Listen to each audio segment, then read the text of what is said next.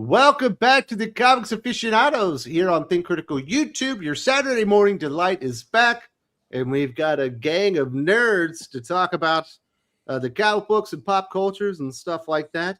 And returning to the channel is the man so cool they call him the Breen, Eric Breen. Long time no see, buddy. How you doing? I'm all right. Very nice. I like your hair, man. Is this a new style? What's going on there? I went and said, cut it off, and they did. Wow, that person did a good job. Do you throw a little gel in there or something? No.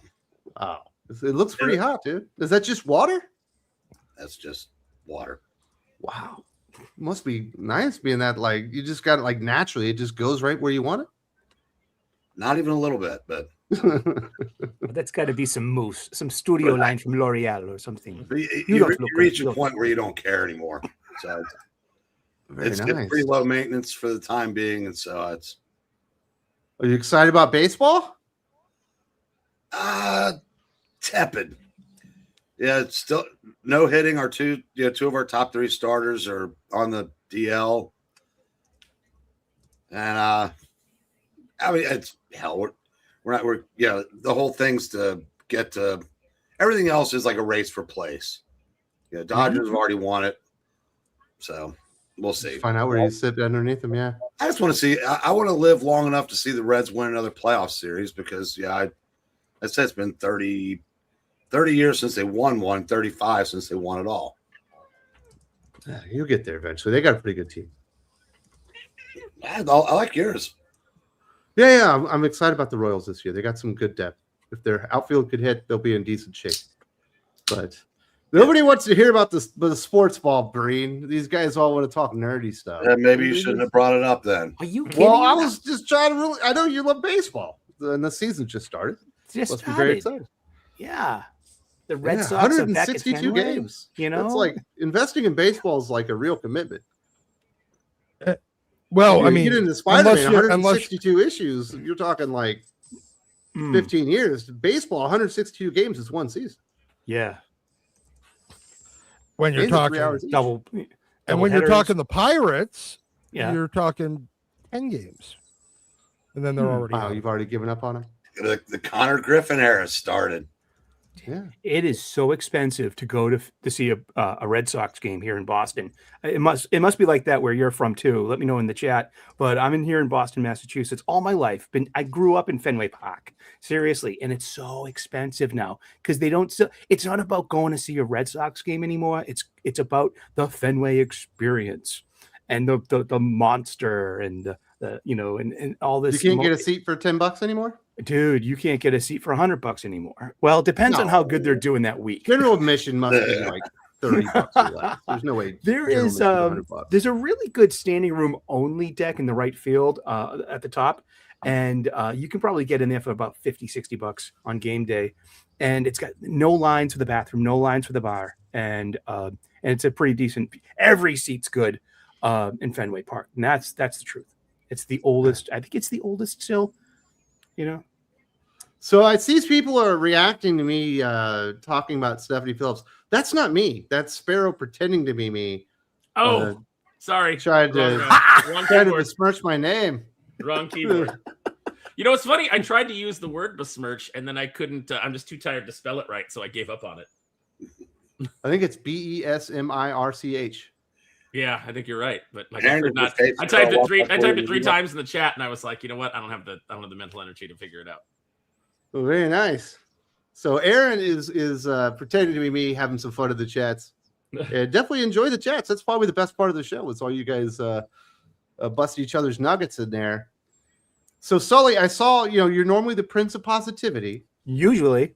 And I saw that you had a negative social media post about a G.I. Joe book. What the hell? Oh, yeah, a Baroness book, nonetheless. Goodness. Yeah. Did anyone else besides me pay money for this? This is, and I'm in for all 5 of these, like the last ones, and I was so disappointed with them. Yeah, I put this on the poll list because I support my local comic book shop. I go there, I give them money every week, and they give me funny books every week. It's funny how that works.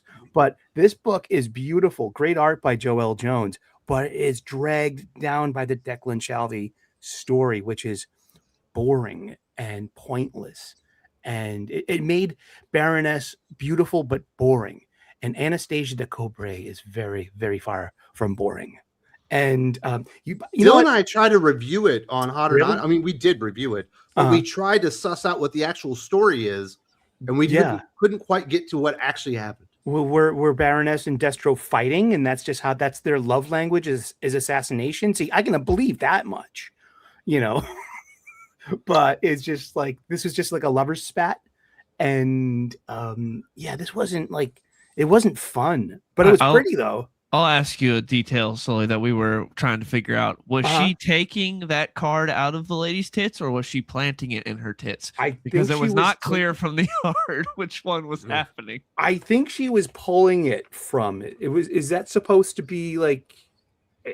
For a second there, was that supposed to be a Joe?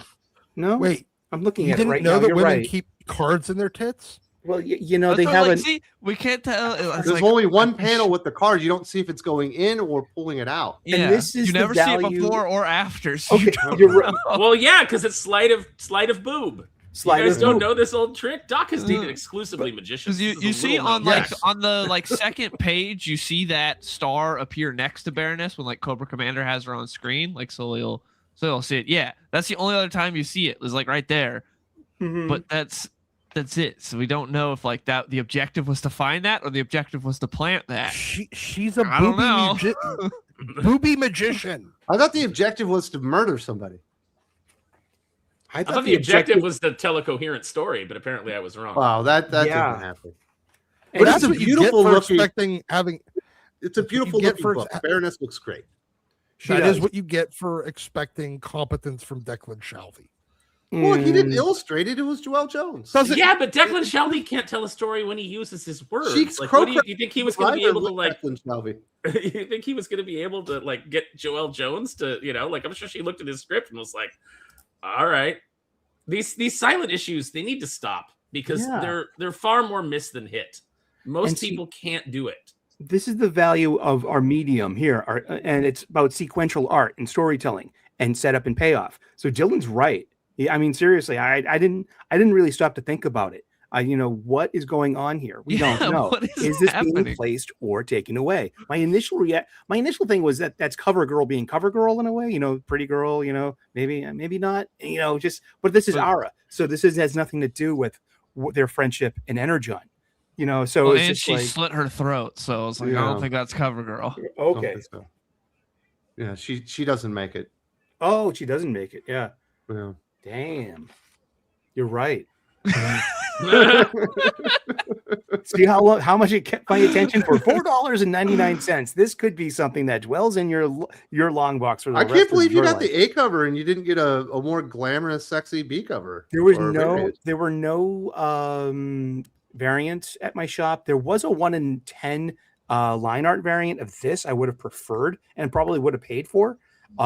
Yet my shop had no variants on this particular issue. And there were only 2 issues on the shelf besides the one they got from me in my pull. Also sold well. Good for them. Yeah. Well, we don't know. We don't know how many they ordered. Maybe it sold well. Maybe it didn't. Exactly. Like, just like the Daredevil thing we're going to talk about. Did they really sell 300,000 of these things? Or probably not to people, but they had orders from shops. Yeah. Gee, there was a bunch of blind bags on the shelves on Wednesday. How many did you get? I didn't get it. Oh, I didn't. Don't lie to us. I didn't know that is a non-fecal statement. There's no bullshit involved. I did not buy Daredevil #1. I read it. I have an opinion of it, sure, but because it was part of the assignment, Doc. Don't you do the homework? The main topic. This is what we're talking about. You think that I will read a Stephanie Phillips book no matter who assigns it to me? Exactly. Well, I mean, didn't you read all 20 issues of the Phoenix? No, I didn't.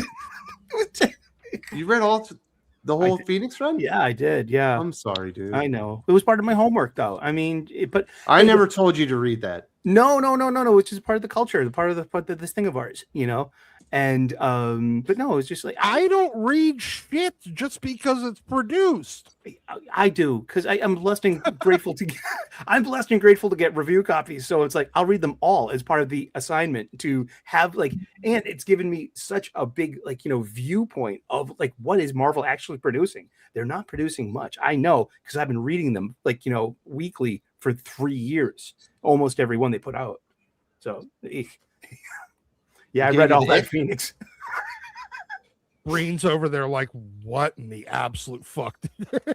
Yeah, like, Phoenix. This guy learned nothing from me. He's been dropping all this knowledge for years, and Sully just ignored it all, Breen. I'm looking at the chat, and I'm still looking for that new, nicer Aaron Sparrow.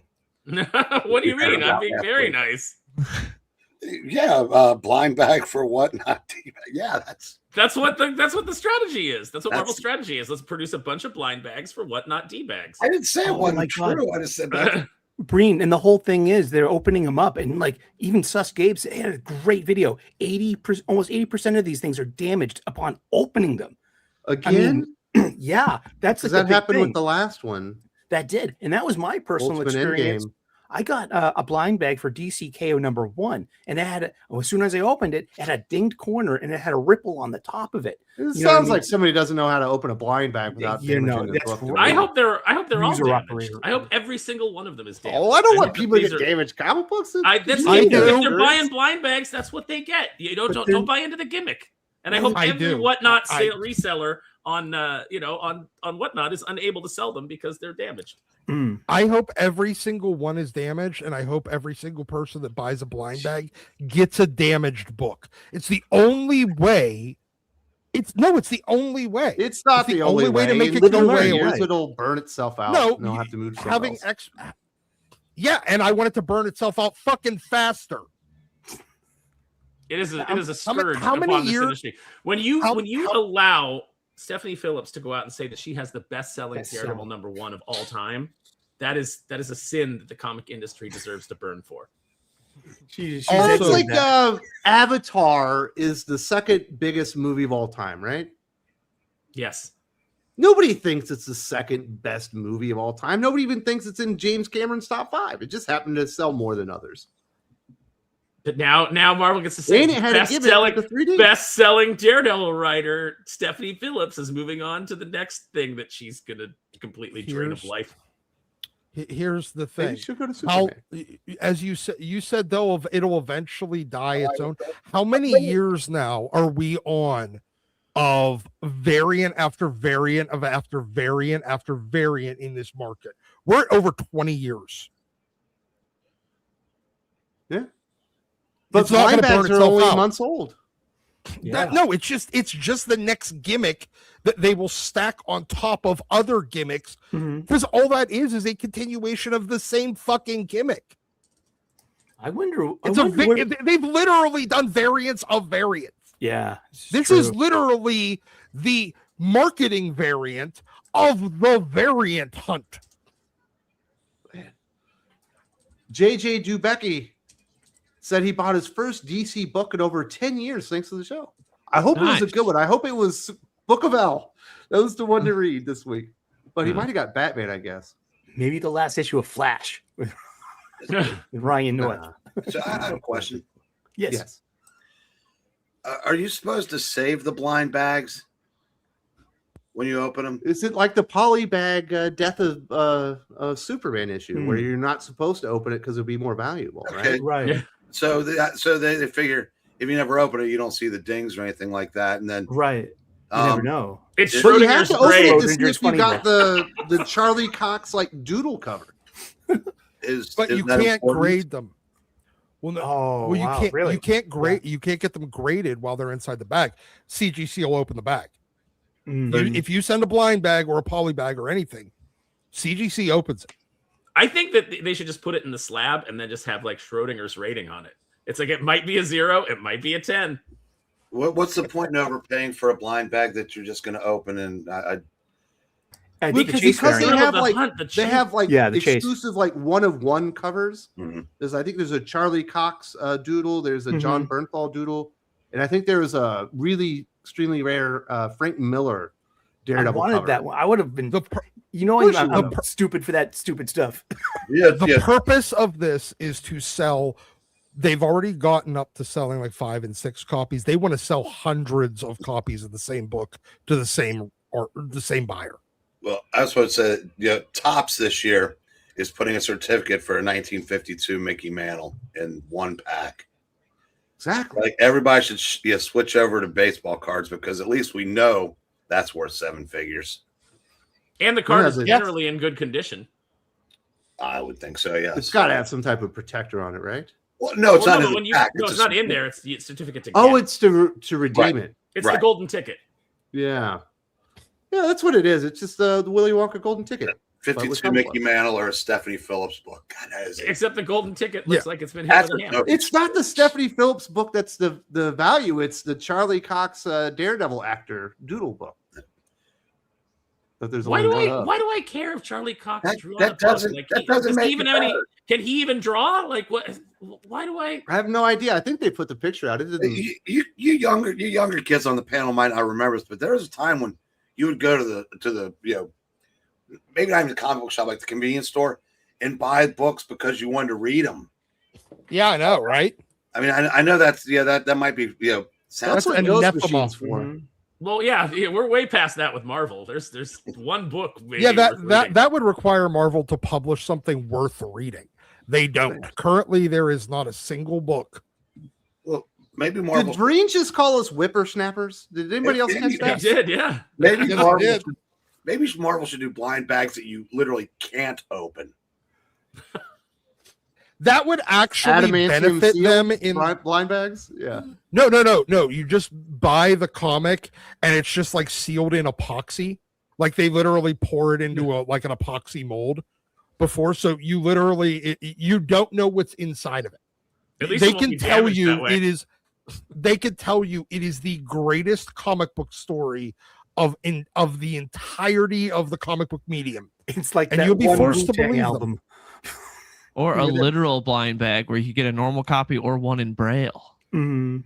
Or a blind bag where once you open it, it makes you blind. I'm kind of like in Repo.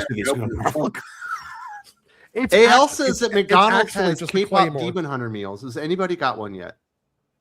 I've seen them. There was a guy when I went into look at comics because I didn't buy any this week. When I went in to look at comics this week, there was a guy in there who was clearly on the spectrum, and he had like the cards, and he was telling the girl at the counter all about the cards, and then telling her how she should dress up as Rumi, and it was getting very uncomfortable. Hopefully, she was hot. Well, there we go. I would definitely get one if they were out here. I don't think they are yet. Unfortunately, yeah, I saw them the other day when I went through the drive-through to get some fucking hash browns. Ooh, at Arby's or McDonald's? He said, "What are we talking about, Sully? What are we talking about?" I don't. Does Arby's have breakfast? Breen, you're following the lead up to WrestleMania, right? Yep. What did you think about the big reveal about the collar for Randy Orton? Okay, the way they were building it up, that there was history and blah blah blah blah. I think that was maybe something fell through and they, brought it back a few for that. Here's the thing. And this is that, the debate that, the internet wrestling community, whatever the hell they're called, or always back and forth on. Yeah. WWE is for things like what happened last night. Wrestling is so far down the list of priorities. Give them the face that they recognize. Let them cut their promos and everything. But I did notice that Cody's promo at the end of the night last night was actually really good, and no one cared because no one cares about Cody. Well, I know, but we're sick of them.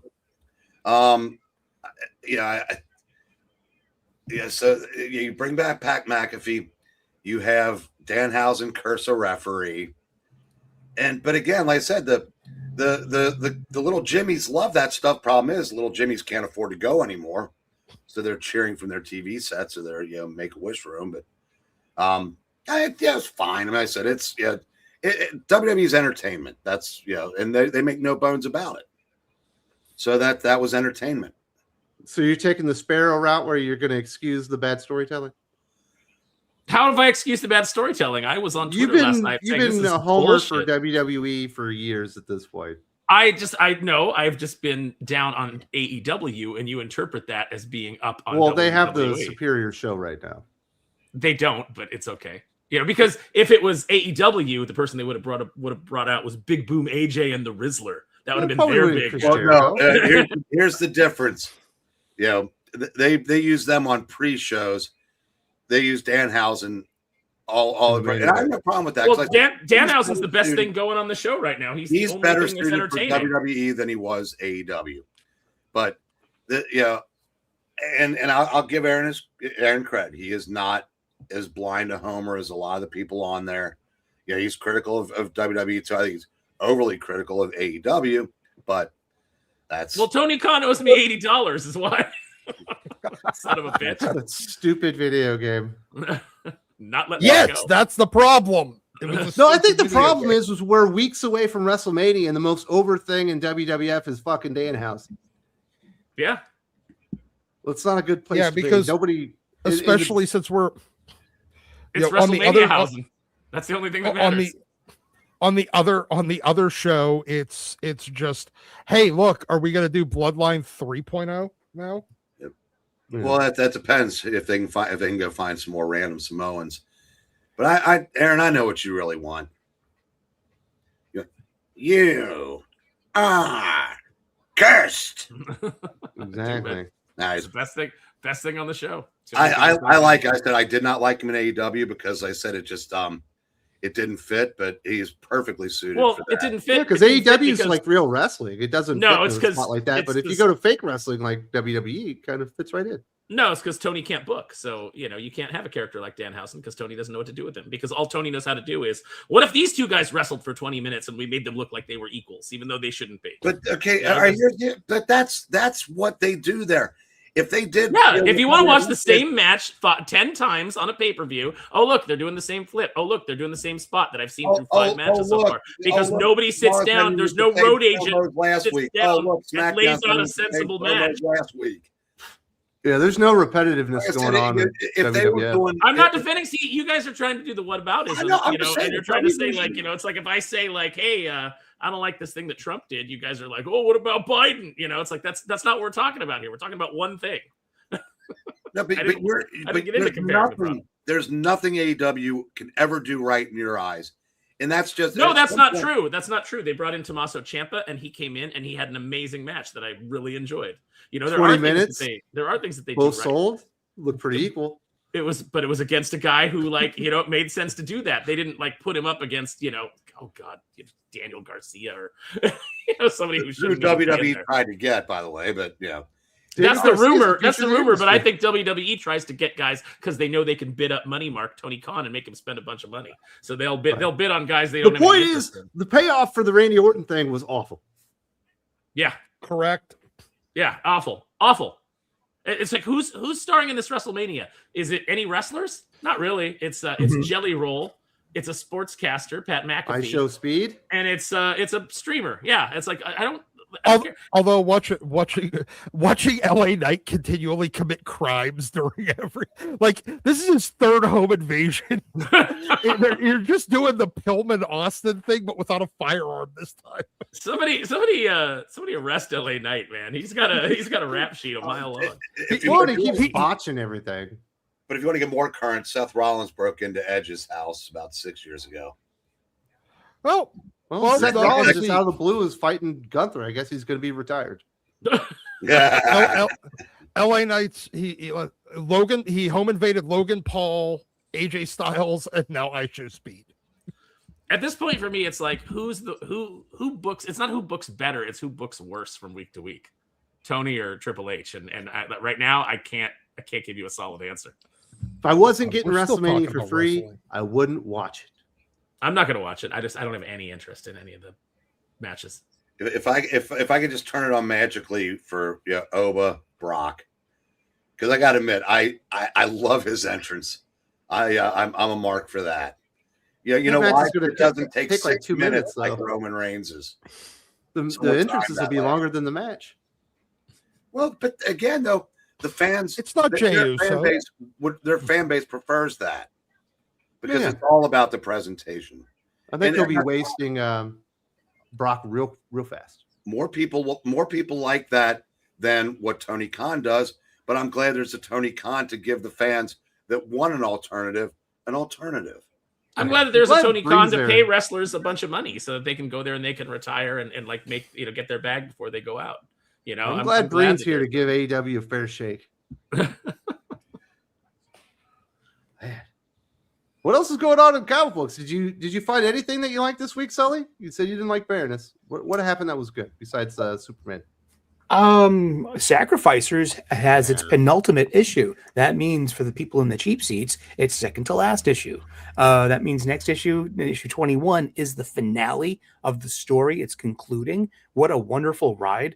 Great artists. This is the power of like independent voices, I guess. And, Remender, proving like I'm walking away from you, Marvel, and I'm going to do my own thing and I'm going to nail it. And do you think we get a happy ending or a sad ending? Oh God, we're not in this book. I don't think. No. I think there will be a sad ending, but like that little open door of hope in the next generation, perhaps.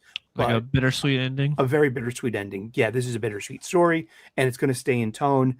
And it's what wonderful art. This has been a joy to get periodically, and as a sequence and sequential art, sequential storytelling in serialized format as a floppy. You know what I mean? I don't buy trade paperbacks. I like the magazine version of these stories. And what a wonderful story. And it was complex. It was beautiful. It had scope. What a great fictional world. Great characters, because everyone's simultaneously likable and unlikable. You know what I mean? This is the kind of place you can pull that off. And congratulations, Rick Remender and everyone involved. Cheers. Are you reading his Escape? I am not. No. Should I? I didn't read that last one too. What, Napalm Lullaby? Was it? That was confusing. I really didn't get into that one. But I mean, Sacrificers was a huge hit with me. It really stuck. And I'm not one for mythical stuff, fantasy stuff. I like sci-fi and space stuff. That's just my flavor. But this hit home. This had a great story and great art and very what a nice world. I haven't been so pleased to have a terrible world. It's disgusting and evil, and people murder each other. And sacrificing children. I was just about to compare it to Westeros of George R.R. Martin's A Song of Ice and Fire and Game of Thrones. It's what a nice fictional world to hang out in because you don't want to live there. I mean, such awful stuff happens there, and then that's why it's escapism, and it's and you can go back to your boring life. Dylan, do you think you should be reading Escape? Yeah, Escape is great. Escape is definitely worth reading. That's the underwater one. Cunyon on it, no, right? It's not underwater. It's the World War II one with animals. Oh, okay. So it's is it like an old war comic in a way? Yes. Oh, I love those. Okay, but it's bears and bats and stuff and dogs. Yeah, it's anthropomorphic animals. Okay. Yeah. So was Sacrificers. Yeah. So, okay. Sacrificers has humans mixed in also. This has 0 humans. Okay. But cool. No, I like that. Okay, cool. I'll check it out. How many issues are they in, Dylan? Is it 5? 6 issues. The first arc just wrapped up, so they're taking a break right now. So and it's Daniel on art. Caught up.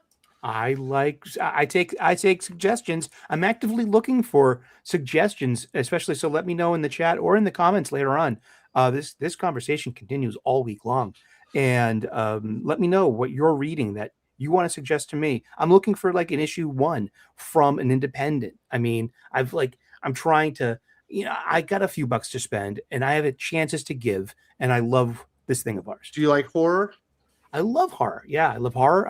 There's a book that came out this week called Kilroy Was Here that you might like. Oh, cool. That was pretty cool. That one had good art, right? I'll check it out. Yeah. It's got angels and demons and stuff and all that good stuff. It's a follow-up from last week. Jag Live put down his down payment on the Blackest Night Absolute Edition. So that's pretty cool. Oh, very nice. That's a good decision right there. Congratulations, dude. Yeah. Man, let's give some Thinking Critical Patreon shout-outs. Welcome back to the family, and I hope you're enjoying the Doc is Right tier. Coop Jones, a.k.a. Iron Fang, Protector Steel Ridge. We've also got Peter Lefevre coming on board, aka Knuckle Duster, Protector of Brickhaven. We've also got Hunter Hartley, aka the Dark Flare, Protector of Cinder City, and Sean Collin, aka the Red Hammer, Protector of Mason Bay. And finally, Benjamin Wilson, welcome to the family, the Outrider himself, protecting Farpoint. If you're interested in supporting us on Think Critical Patreon channel memberships, there are links in the video description. You get a superhero name, you get a city to protect, and you get badass podcasts featuring all of your favorite guests here on the channel. And we have a really good time with that. So thank you very, very much for all the support. And let's hear from the peoples. Kalichioki, did you like the Mario movie, Wes? Did you go and see it, Dylan? I'm hearing mixed things on the film, hearing it's weaker than the first.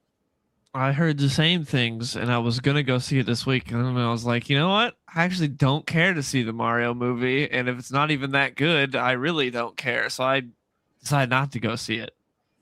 So there's no theater in my town. So in order for us to go see the movie, we have to leave. And I do that on Monday. So I've not gotten to see the Mario movie yet. But we're planning on going on Tuesday after we travel out of town, and we'll go take the kids to an aquarium, and then we're going to go see that movie. So they're very, very excited. I'm not expecting much. I thought the first Mario movie was perfectly fine for what it was, but it didn't love it. But I did love enjoying it with the boys and seeing how much they enjoyed it. And it sounds like Star Fox is pretty awesome. So that'll be kind of a cool little Easter egg type of thing. Let's bring back Star Fox. I'd go see a Star Fox movie. Well, he's in the Mario movie. You should go check it out then. He's probably like a backdoor pilot, no pun. I think it's got Glenn Powell as Star Fox.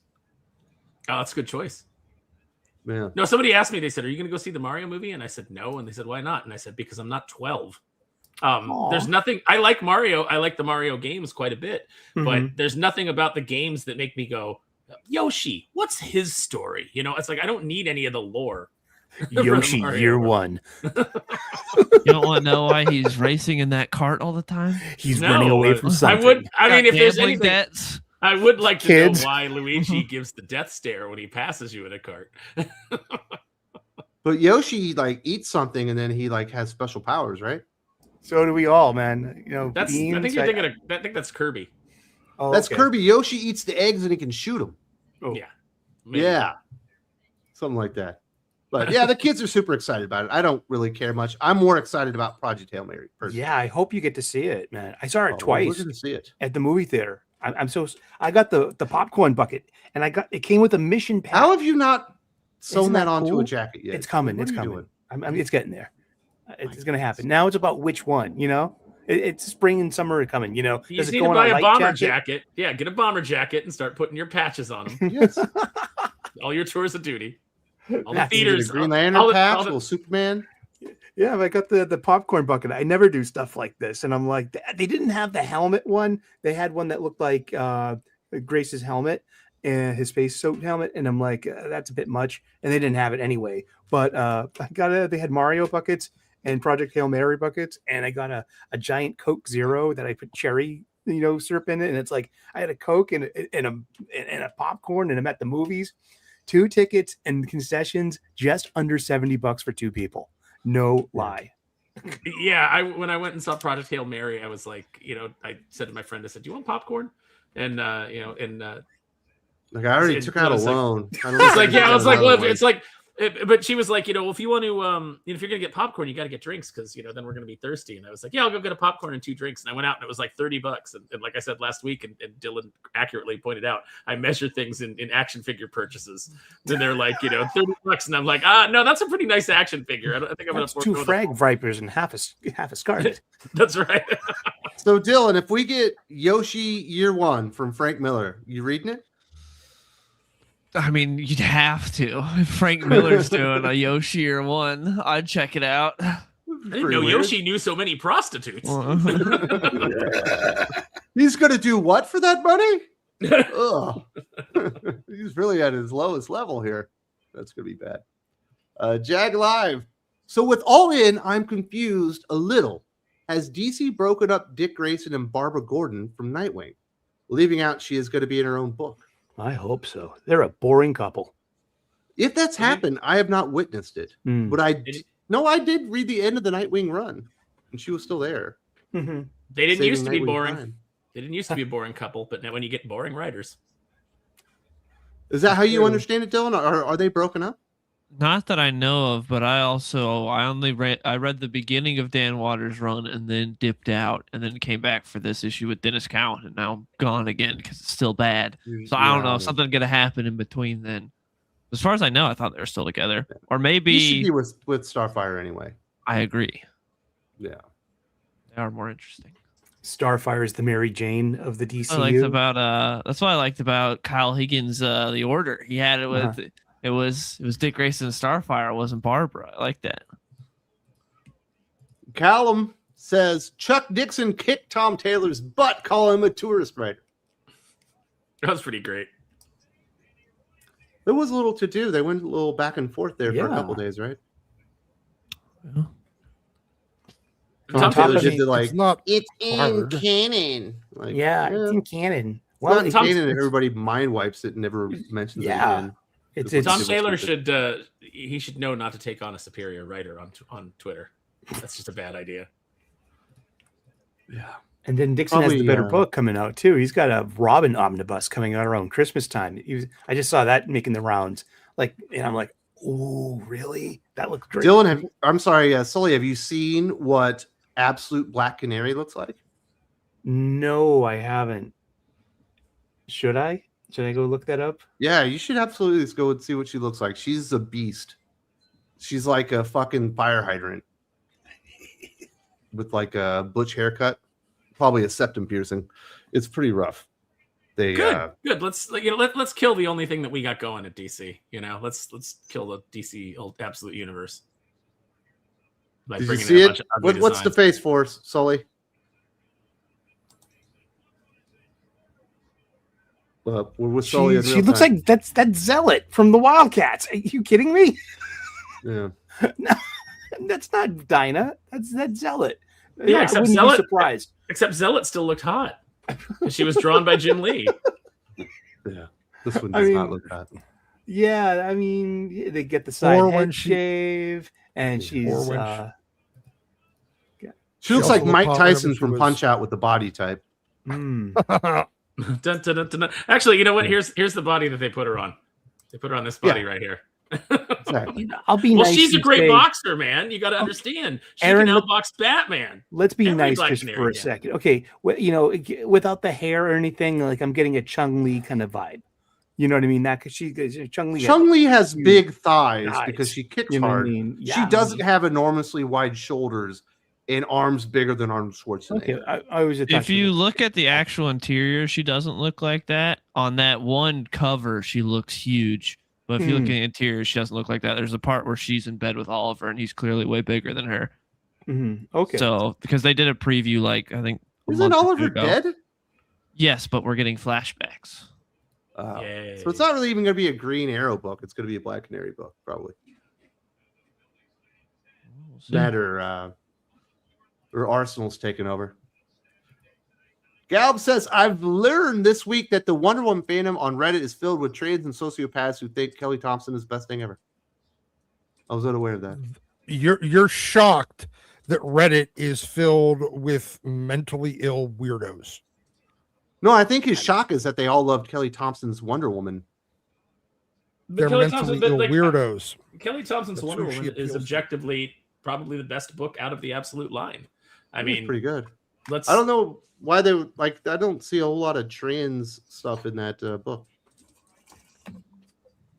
Maybe the magic arm that she makes.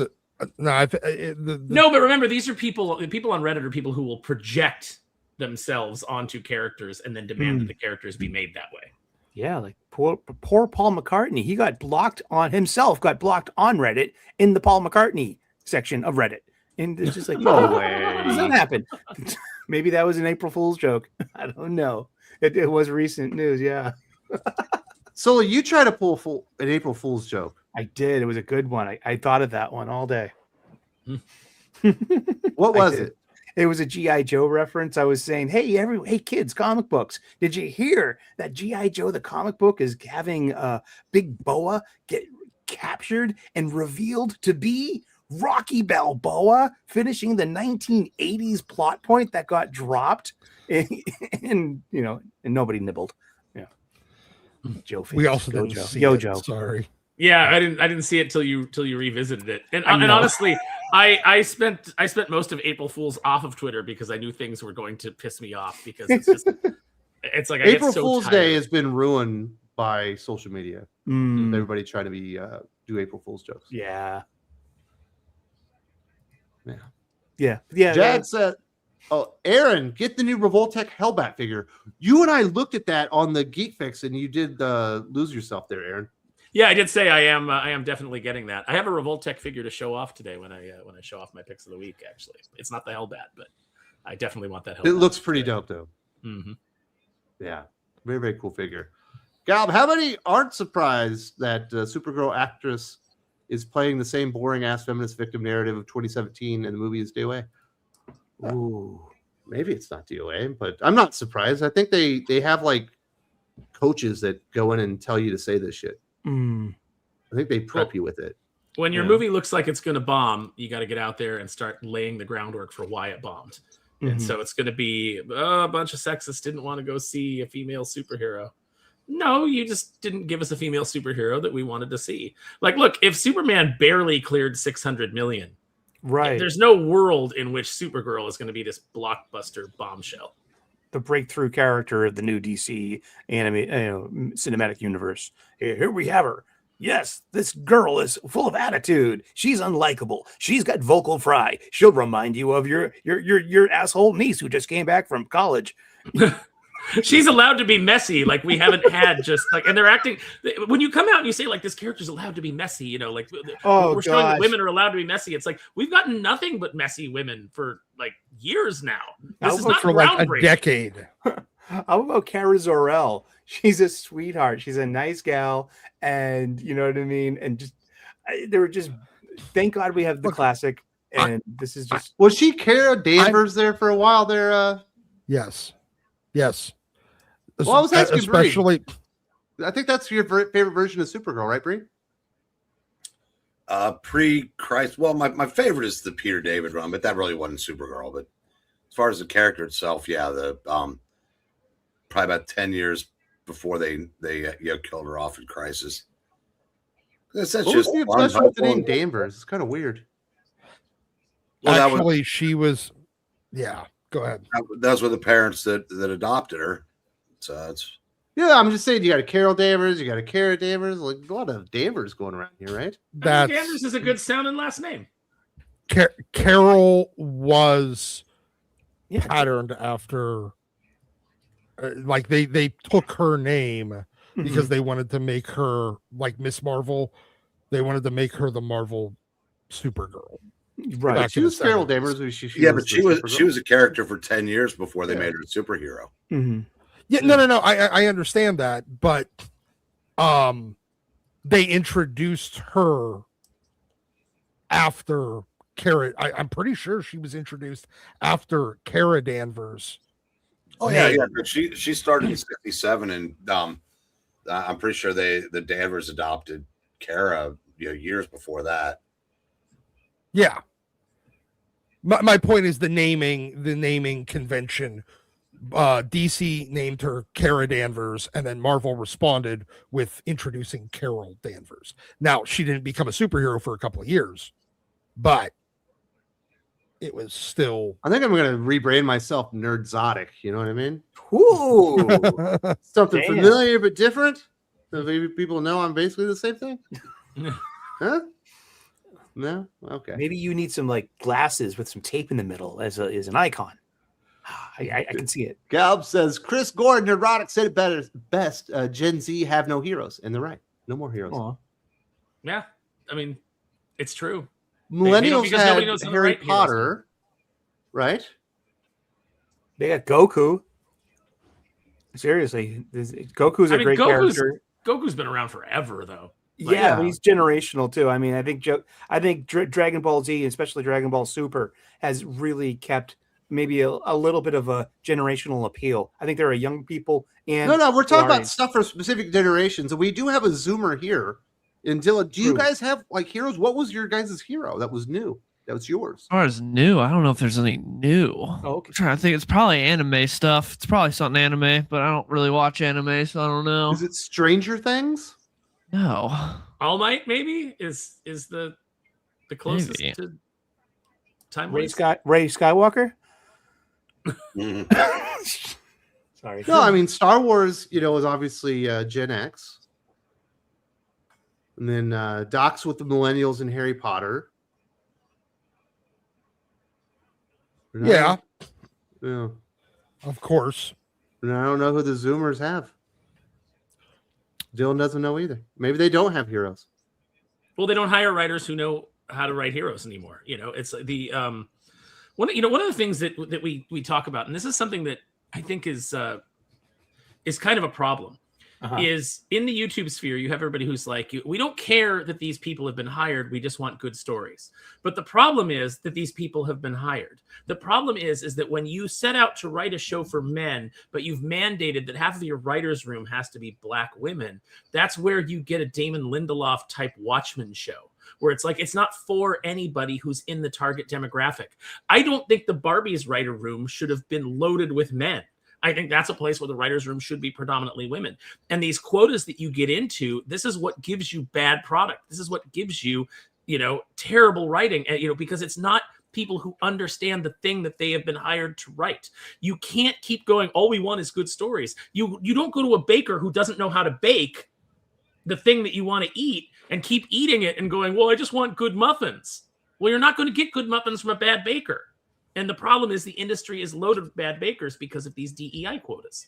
I think I got it, dude. To get a Hold up. Muffin. The Gen Z fucking hero is Ben 10, dude. Ooh. Yeah, but they ran Ben 10 into the ground.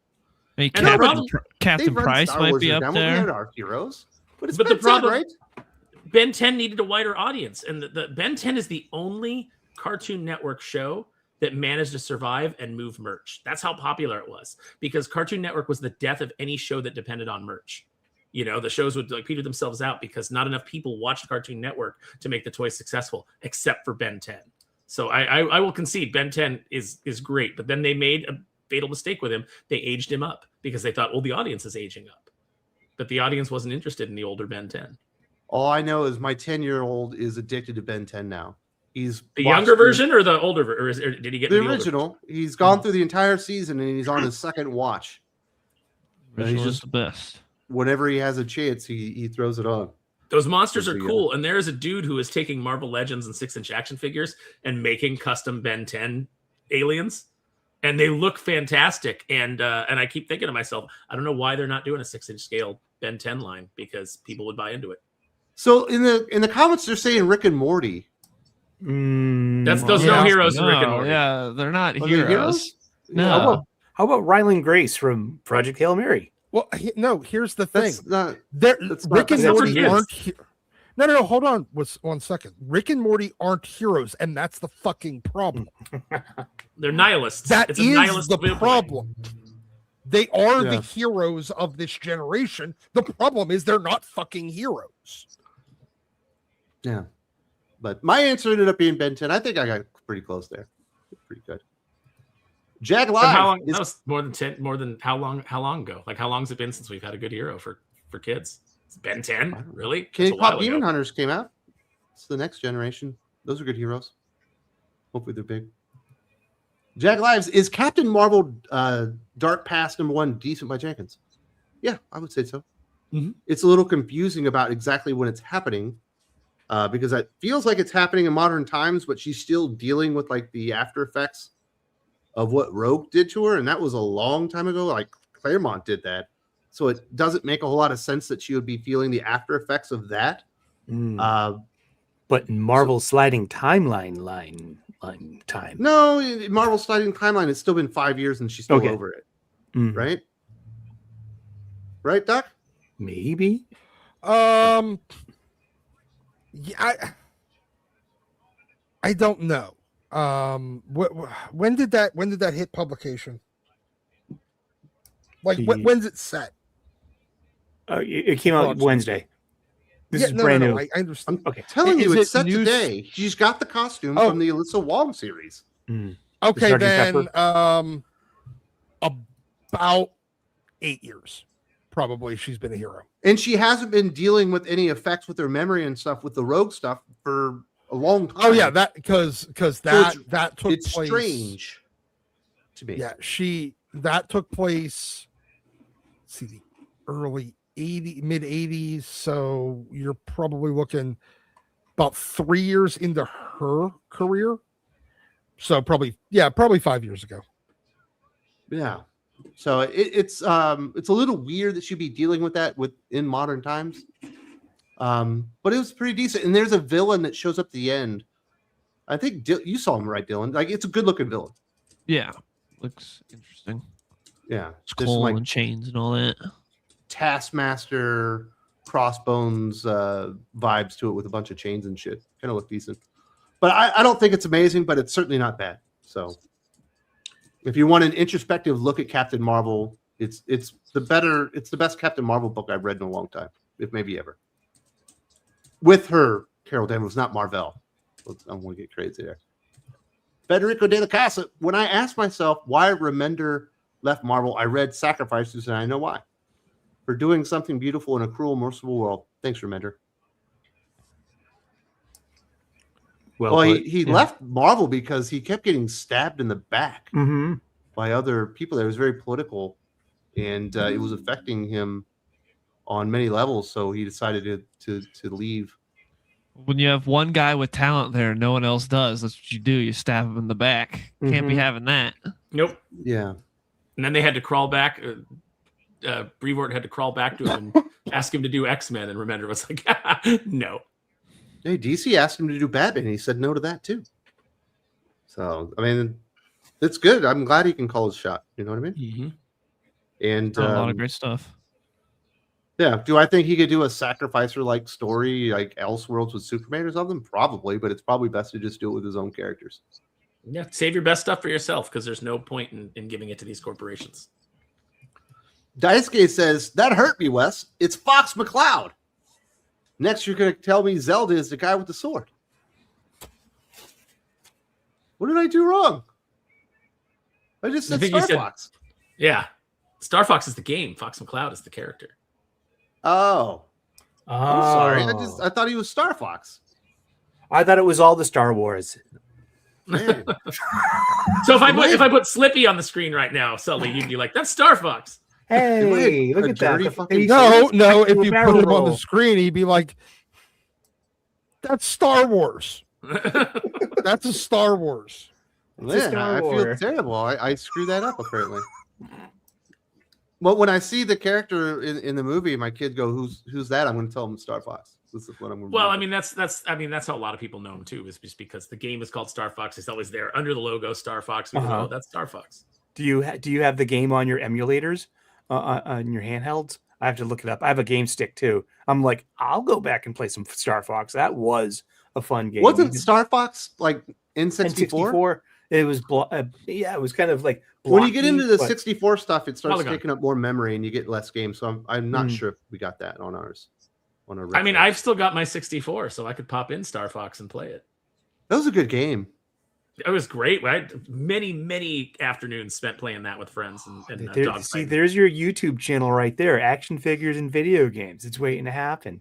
I already told Aaron how to do his perfect YouTube channel. He doesn't believe me. He doesn't believe me. I just don't want to edit videos. I find editing videos tedious. I know a guy you can hire. He'll edit them for you.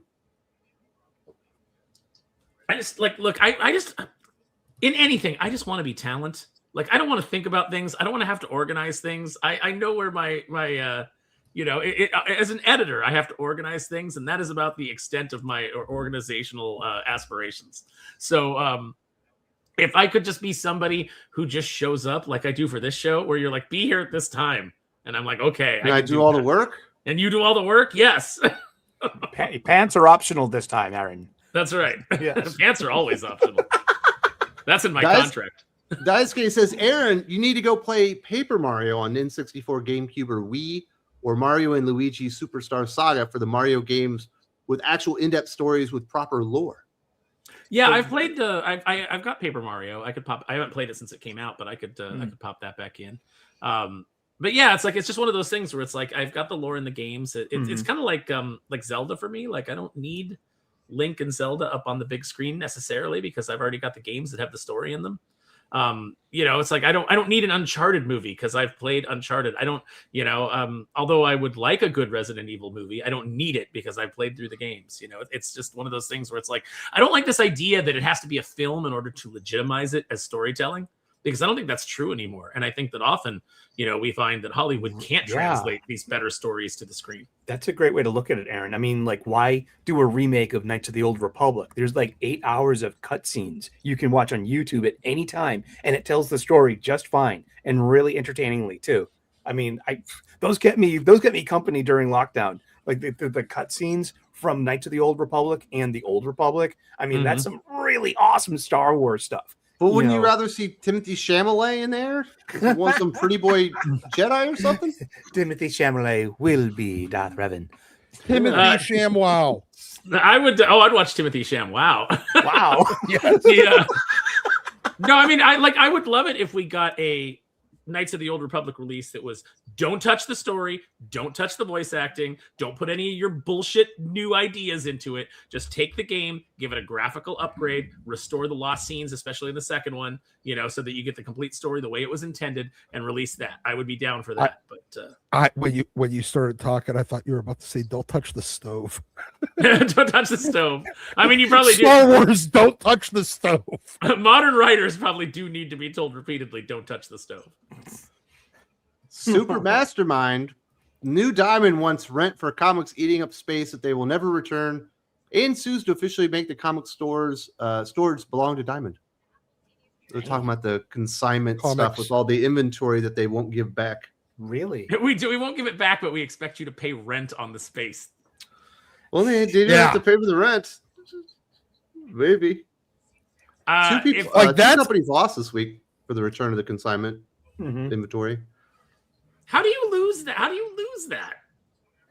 Bad lawyers. Whatever the contract is. Yeah, it's if the contract says that once these things have been met, it becomes their inventory or something. It's got to be the contract.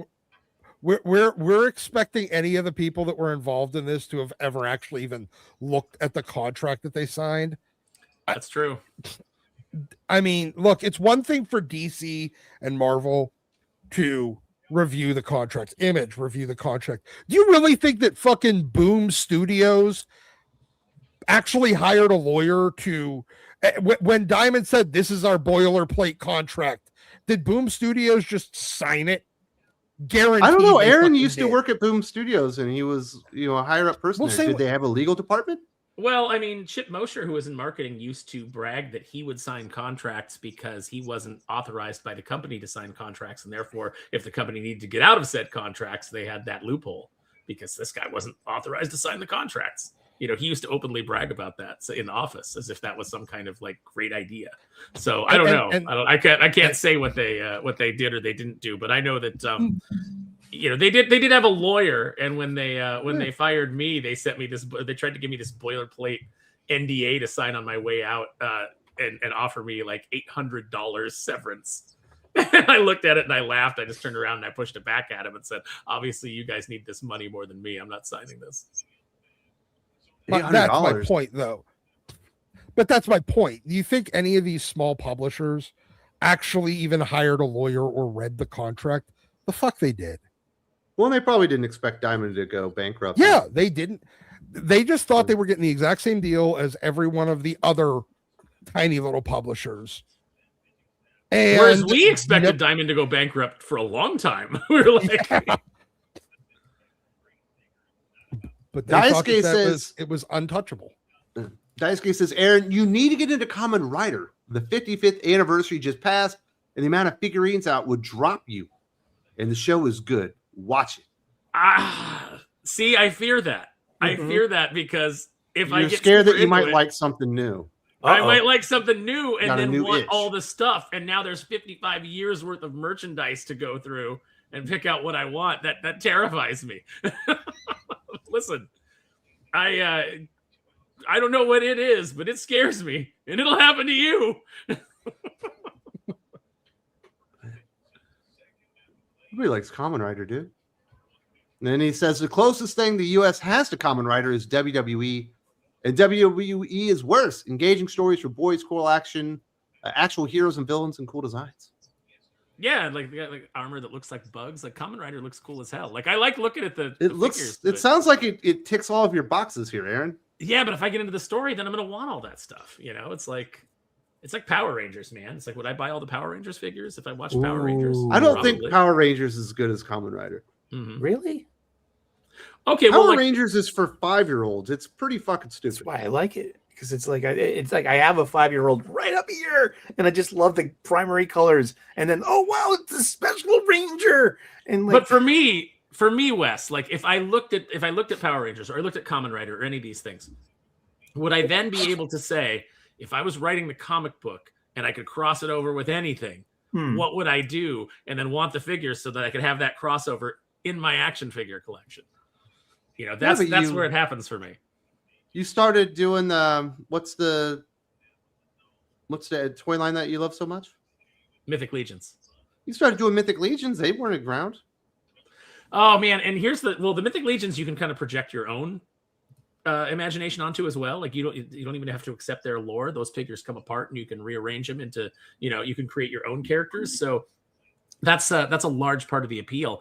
And it kills me because I had a client miss a payment this week, and that payment was going to be what was going to let me back the current Mythic Legions Kickstarter for their role-playing game, which has a bunch of figures in it. And just because that big check didn't come in, I'm going to end up missing it, and I'm going to have to buy it on the secondary market, and it kills me.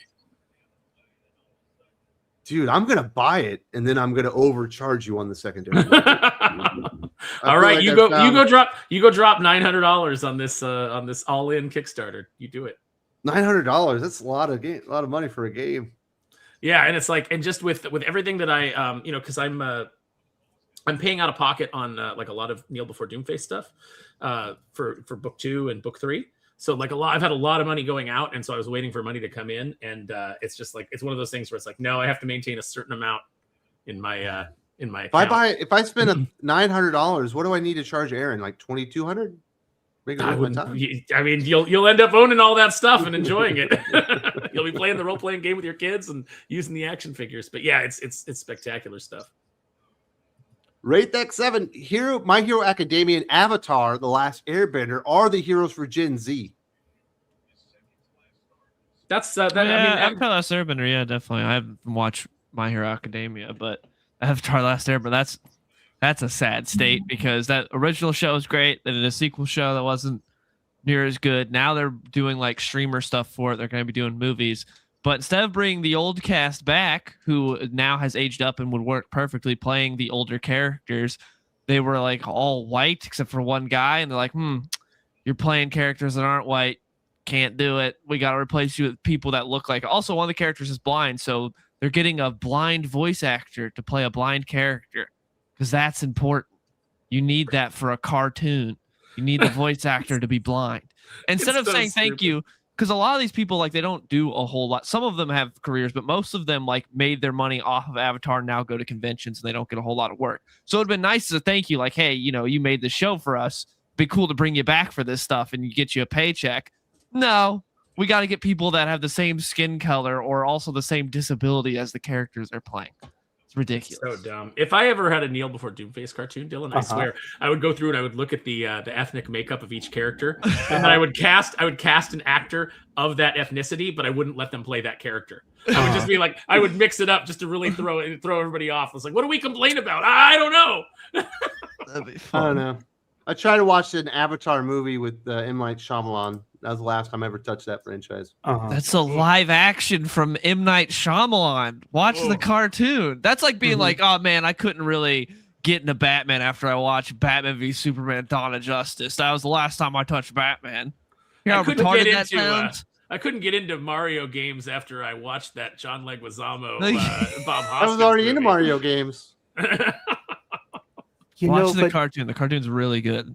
Hasn't Gen Z had the ultimate of heroes, though? If you think about it, they grew up with Tom Brady And isn't he the definitive hero? The guy that cheated a lot? I don't think that's a good hero. No, I don't think that's I don't think Spygate and deflating balls and all that is, a good hero to look up to. Mm-hmm. I disagree. I think that it's a war game. What do you say, Breen? Yeah, it's you gotta, Dylan. You need to ascribe to the Jesse the Body credo: win if you can, lose if you must, but always cheat. That's right. Yeah, but that's not a hero. That's not a hero at all. We're not arguing what you should do in sports. We're arguing who's a hero. That's not a heroic thing at all. Mm-hmm. It's all. Tom Brady was railroaded. Even you can be as handsome and as successful and heroic as Tom Brady, and still have your heart broken by a floozy. That's fine. Some not a floozy if it happens twice. It just no. I was talking about his wife. Giselle broke his heart. With her BJJ instructor. Yeah, exactly. Huh? You can let's just say jiu-jitsu, and she put him up to it. Good. You could be nicer than Smith was to all right, buddy. Face. Let's talk about a real sports. Let's talk about a real sports hero, Lance Armstrong. He got railroaded, dude. Everybody was on drugs. Everyone was like, you had to go what was it, 110th place or whatever to get the first clean guy. That was ridiculous. Jag Live. Sometimes Wes wants to make me do a barrel roll. What does that mean? It's a Star Fox. Was he talking barrel roll Star Fox? Star Fox. In the ship, you do a barrel roll. Oh, I thought he was going with Maverick. How do you not know that? I've never even played Star Fox. I've never played it, and I knew do a barrel roll was associated with Star Fox. I've never played that game in my life, but I knew that. Freaking Top Gun. Oh, Dylan, you should go back for some retro Star Fox gaming, man. I think it'll hold up. I don't know. I played that game since I was 20. HH is the favorite Sigma Comics. Shout out to the team. Calico Unwanted Men hits Kickstarter May 1st. A must buy for every male aficionado. Gets 5 stars from Jeff Loeb, David Finch, and Ryan Otley. Damn. Nice. Beautiful, dude. Booyah, as Cyborg usually says. Got the next edition of Calico coming very, very soon. And congratulations to HH and the team. You guys deserve it all. When are we getting the David Finch Calico cover? That's what I want to know. Well, you have to talk to HH behind the scenes. I don't think he wants to announce that here. That'd be epic. I mean, I don't know that that's a thing, but I'm saying let's make that happen. That would be cool. Callum, on that, watch Tojima wants to be a Kamen Rider, the dub version, because there's a line where he says, and he's the Batman. Is that the whole selling point? Because he says he's the Batman? Maybe. You got a lot of shit to do now, Aaron. Oh, everybody's giving you homework. I know. It's how much time do you guys think I have? They're like, well, get off Twitter, asshole. Everybody knows better than to give me homework. Rate that 7. DEI isn't the problem. Bad writing is. Remember, the people who ruined Star Wars and Star Trek were mostly white males. Kennedy being the only lady. That's not the way the writers' room. That's not the story. That's not the way the story group is. Yeah. What I'm saying is, when you cast writers instead of hiring writers that are right for the project, this is what you get. DEI inherently mandates quotas based on race and gender. And therefore, you're not having to fill quotas instead of filling positions with the most qualified people, no matter what it is. You're putting yourself in a bad position.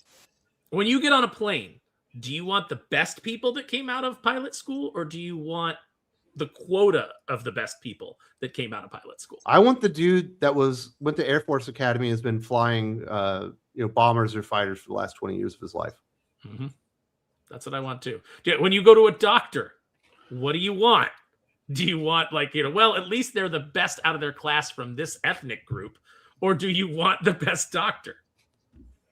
Yeah. Whoever that might be, it might be somebody from one of those ethnic groups, and that's fine, but I want the best. I don't want somebody who is the best of a mandated quota. Yeah. So the idea behind DEI, or what they're trying to aspire to, can be quite idyllic. It's the actual consequences of the quotas that ends up destroying things.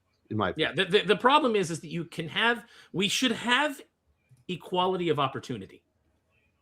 What you can never have is equality of outcome, because people are inherently different and people have different levels of skills and different aptitudes. So if you're trying to force, a rigid quota system with equality of outcome, it's never going to work. You don't elevate people, you only drag people down.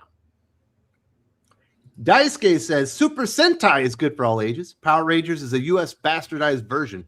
Fun fact, both Kamen Rider and Super Sentai are inspired by JP Spider-Man. Which property is the one where they fight Starfish Hitler? That's the one that I want to watch, because that is just such a batshit crazy idea. Like, I love. There's only one person on this panel that might know, and that's Sully. Which one was it? The only kind of cross-related thing I know is a Dragon Ball Z movie reference where hell opens up its doors and all the denizens of hell come out to try to take over the world, and there's Hitler and tanks, and he comes to face with Goten and Trunks, children, blonde hair, blue-eyed, super powerful, and he's like, there it is, and they kick the Nazis' ass, which is Starfish Hitler is from Kamen Rider X. All right, see, look, you got me in on Kamen Rider. There you go. I just love the idea that somebody sat down and said, hey, what if we brought in Hitler as a villain? It's like, not weird enough. What do we do? He could be a starfish? Yes. It's an action figure. It probably start my action figure collection with a Starfish Hitler. Absolutely. You'd probably get in trouble with that one, though, nowadays. It might offend people's sensibilities.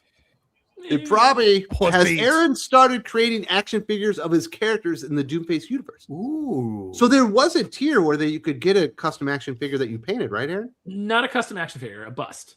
Oh, I'm sorry. I didn't want to oversell it. Yeah, I mean, now we do have I did go ahead and have the 3D artist finish the legs. So we could actually at some point do a full Doomface statue.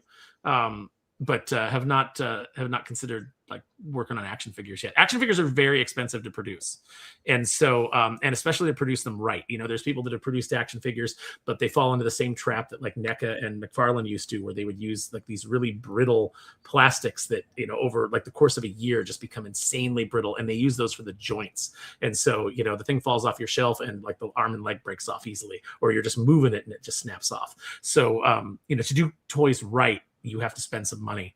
And it's one of those things where it's like, if I did Doomface action figures, if it actually got popular enough to where there was enough demand for it, I would probably do it through Big Bad Toy Store. And I think Fresh Monkey Fiction, they do their creator line where you can go and you can have action figures made. And the only caveat is that they get like the exclusive sales rights on their site. Very cool. Caleb says, Aaron, I'm going to send you a clip. Okay. Why am I the middleman to Aaron today? Everybody wants to speak to you, sir. I'm stuck in the middle with you. The Calb says, on Bad Writing, who in the F are the Daredevil writers on that show? And where is Kevin Feige finding them other than sewer holes? You must be talking about the Disney Plus show. I haven't watched it. I thought I don't know who's writing that. Because I know they brought like the stunt coordinator and some of the people associated with Netflix Daredevil after the first season was done or whatever, but I don't know if they brought the writers back, because I don't think they did. If you bring the stunt coordinator on, you still have to have a cinematographer that can lay out and a director that can handle shooting that fight choreography. So it really is not just enough to bring back the fight coordinator. They just need Christos Gage and his wife back. They did the entire first season of Daredevil. Yeah. They wrote the entire thing.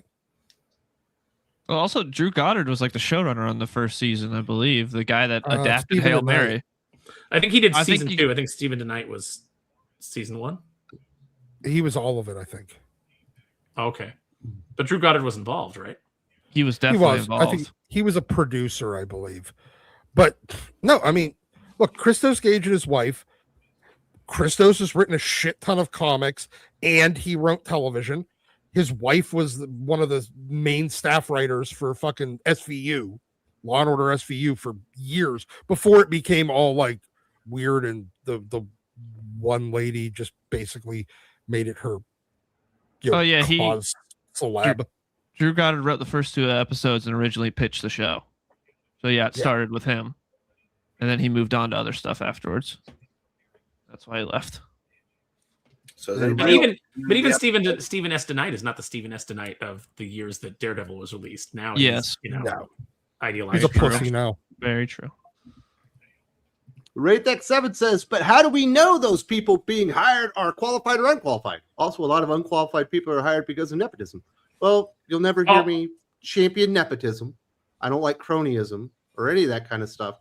But we know because the standards go down for entry once you start opening up and creating quotas. It happens everywhere. We also know because you're talking to somebody who's been in these rooms. So, and who has, been in the business. So I've seen the quality go down. I've seen the people get hired who come in and they have the bad ideas. I've seen this happen. So that is exactly how we know.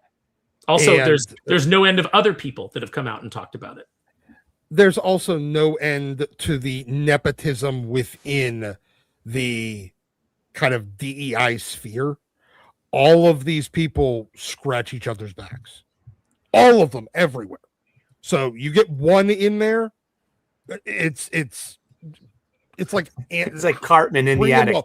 It's like bringing in the fucking whole termite colony. And this is part of what killed the Writers Guild of America and why they've got so many writers out of work now, is because they were trying in their contract to mandate a certain number of writers in the writer's room, even if you didn't need it. Like, you don't necessarily need 12 writers for a show if you've got a strong showrunner and you've got a couple of good writers. They can knock that whole thing out, especially with these like 13 episode seasons. But they were trying to mandate how many you had to hire and what the racial makeup of those writers had to be. And so that's what happens. Go read the Damon Lindelof, one of the, colossal pussies of the industry. Go read his thing where he's talking about working on Watchmen, and he had a bunch of black women in the writer's room. And he talks about how, they were adding all these things that I was like, no, this isn't the show that I want. This isn't my vision for it. But then I had to learn to listen.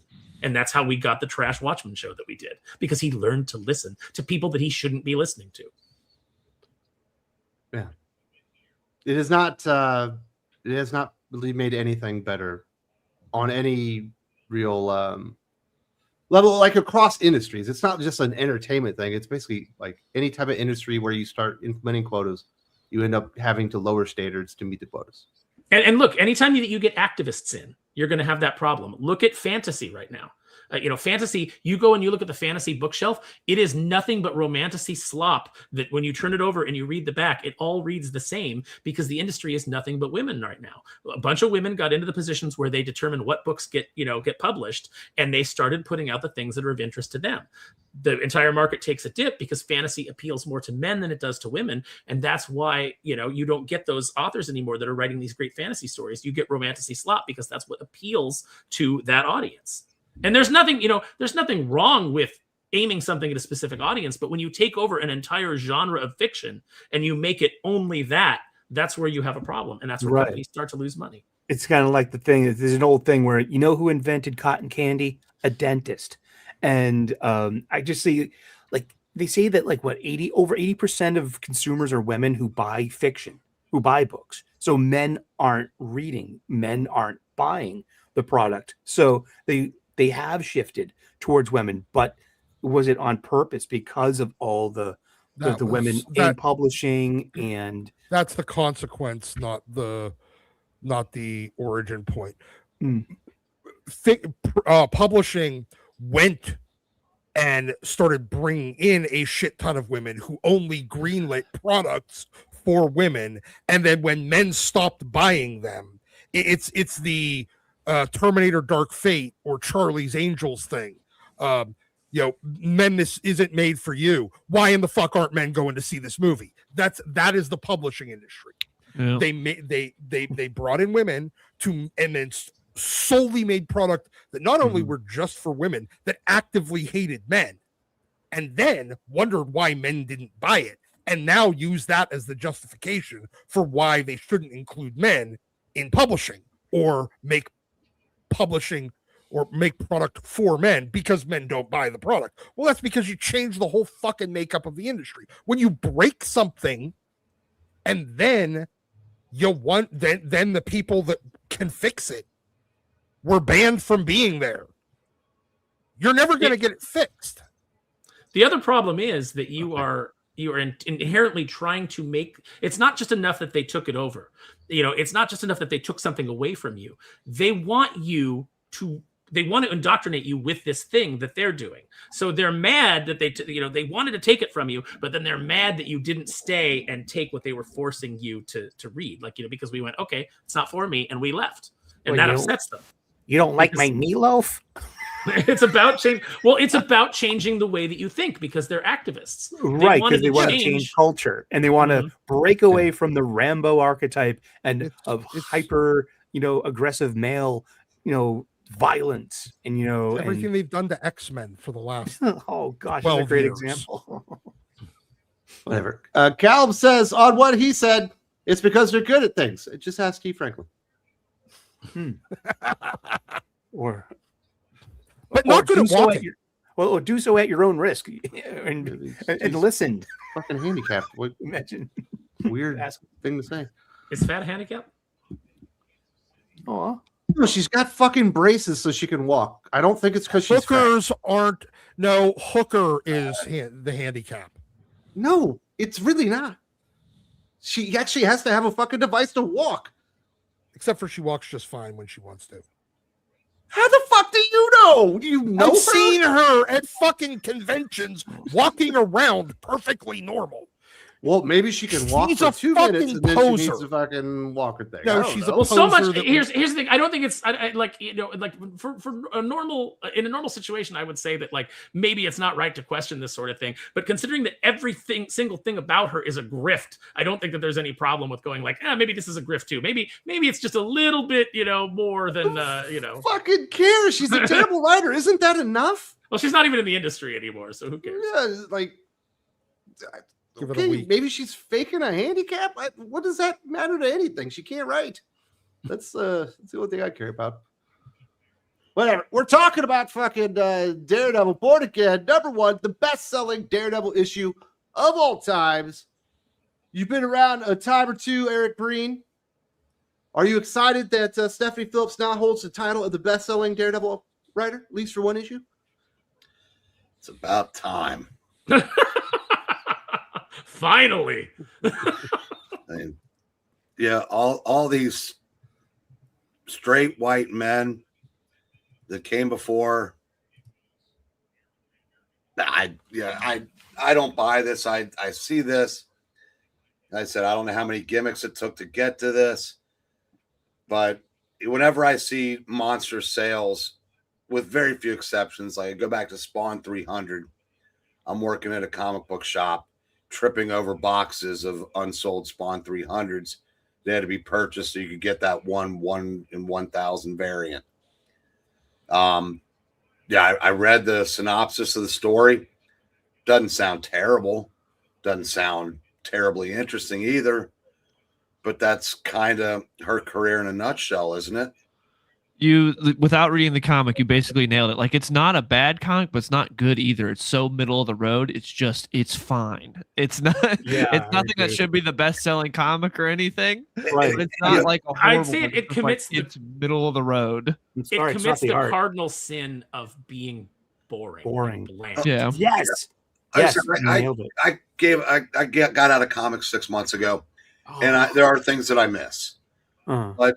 I haven't been a regular Marvel reader since 2012. And I keep thinking, for years, I was like, man, I would really like to, be able to read Spider-Man, Fantastic Four, Daredevil, right, etc. But then I see, with each new iteration, I'm not really missing anything. No, as far as Marvel goes, you're not really missing anything. There are a lot of good comics out right now, but they're not from Marvel. With Marvel, there's one consistent book, which is Infernal Hulk from Philip Kennedy Johnson. His Hulk has been consistently good, but as far as everything else, Marvel, anything good will be this 5-issue miniseries was good. Right. But there's nothing consistent over the years that you can point back to. Be that started 5 years ago is still good now. There's nothing like that at all. What was Al Ewing's version, and it's they're good. I mean, Al Ewing's Hulk was a good story. But I don't know that it was a good Hulk story, because the character of the Hulk, it's like the old search engine pages. They're on about page 7, where there's so little to do with the original concept, and now it's just anybody's idea with what to do with that character. Like when you can break him into a million pieces and he can reassemble. To me, like I said, that's not the Hulk. I mean, they can be great stories, but when you have to sacrifice what the character is to tell them, that's not something that makes me go, man, I really miss. Literally lost the plot. Yeah.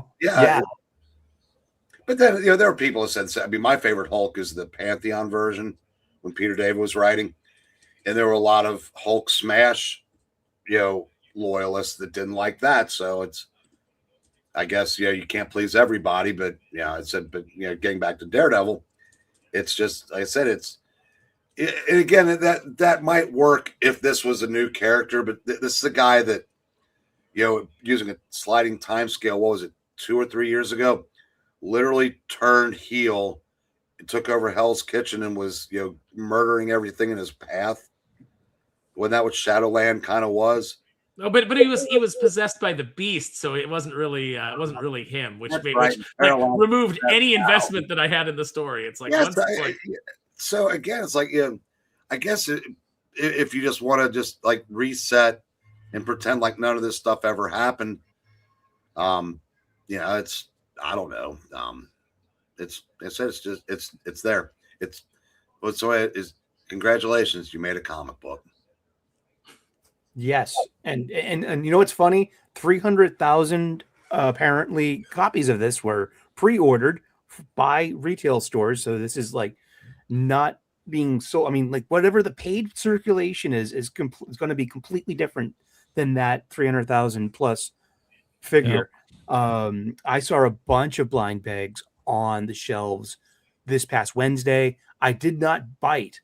I was interested in, of course, in that Frank Miller sketch variant because I have an affinity to the new Frank Miller aesthetic. I know it takes its knocks, but I'm just an old fan, and I support him, and I would have been down for that, but nah, my experience with blind bags are bad.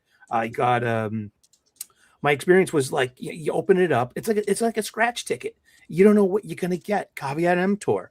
And upon opening my $9.99 copy of DC KO #1, I got a ding on the corner and a huge ripple on top. It's not even an 8.0. It can't retain its cover value. Your return on investment is already bunk. You know what I mean? And I didn't know that was part of the deal. And come to find out that almost, I guess I'm getting this figure from one of our friends, Gabe Hernandez of Comical Opinions. He did a great video, so go check him out. About 80% of these blind bag variants, such as with the Ultimate Endgame one, are damaged upon opening. And just like to think about that, are you really getting this experience of the Chase variant? And you open it up. So what if I got the Frank Miller variant? It's got a ding on the corner. It's got a huge ripple on the top. It's barely a 7.5. WTF, as it said. I don't.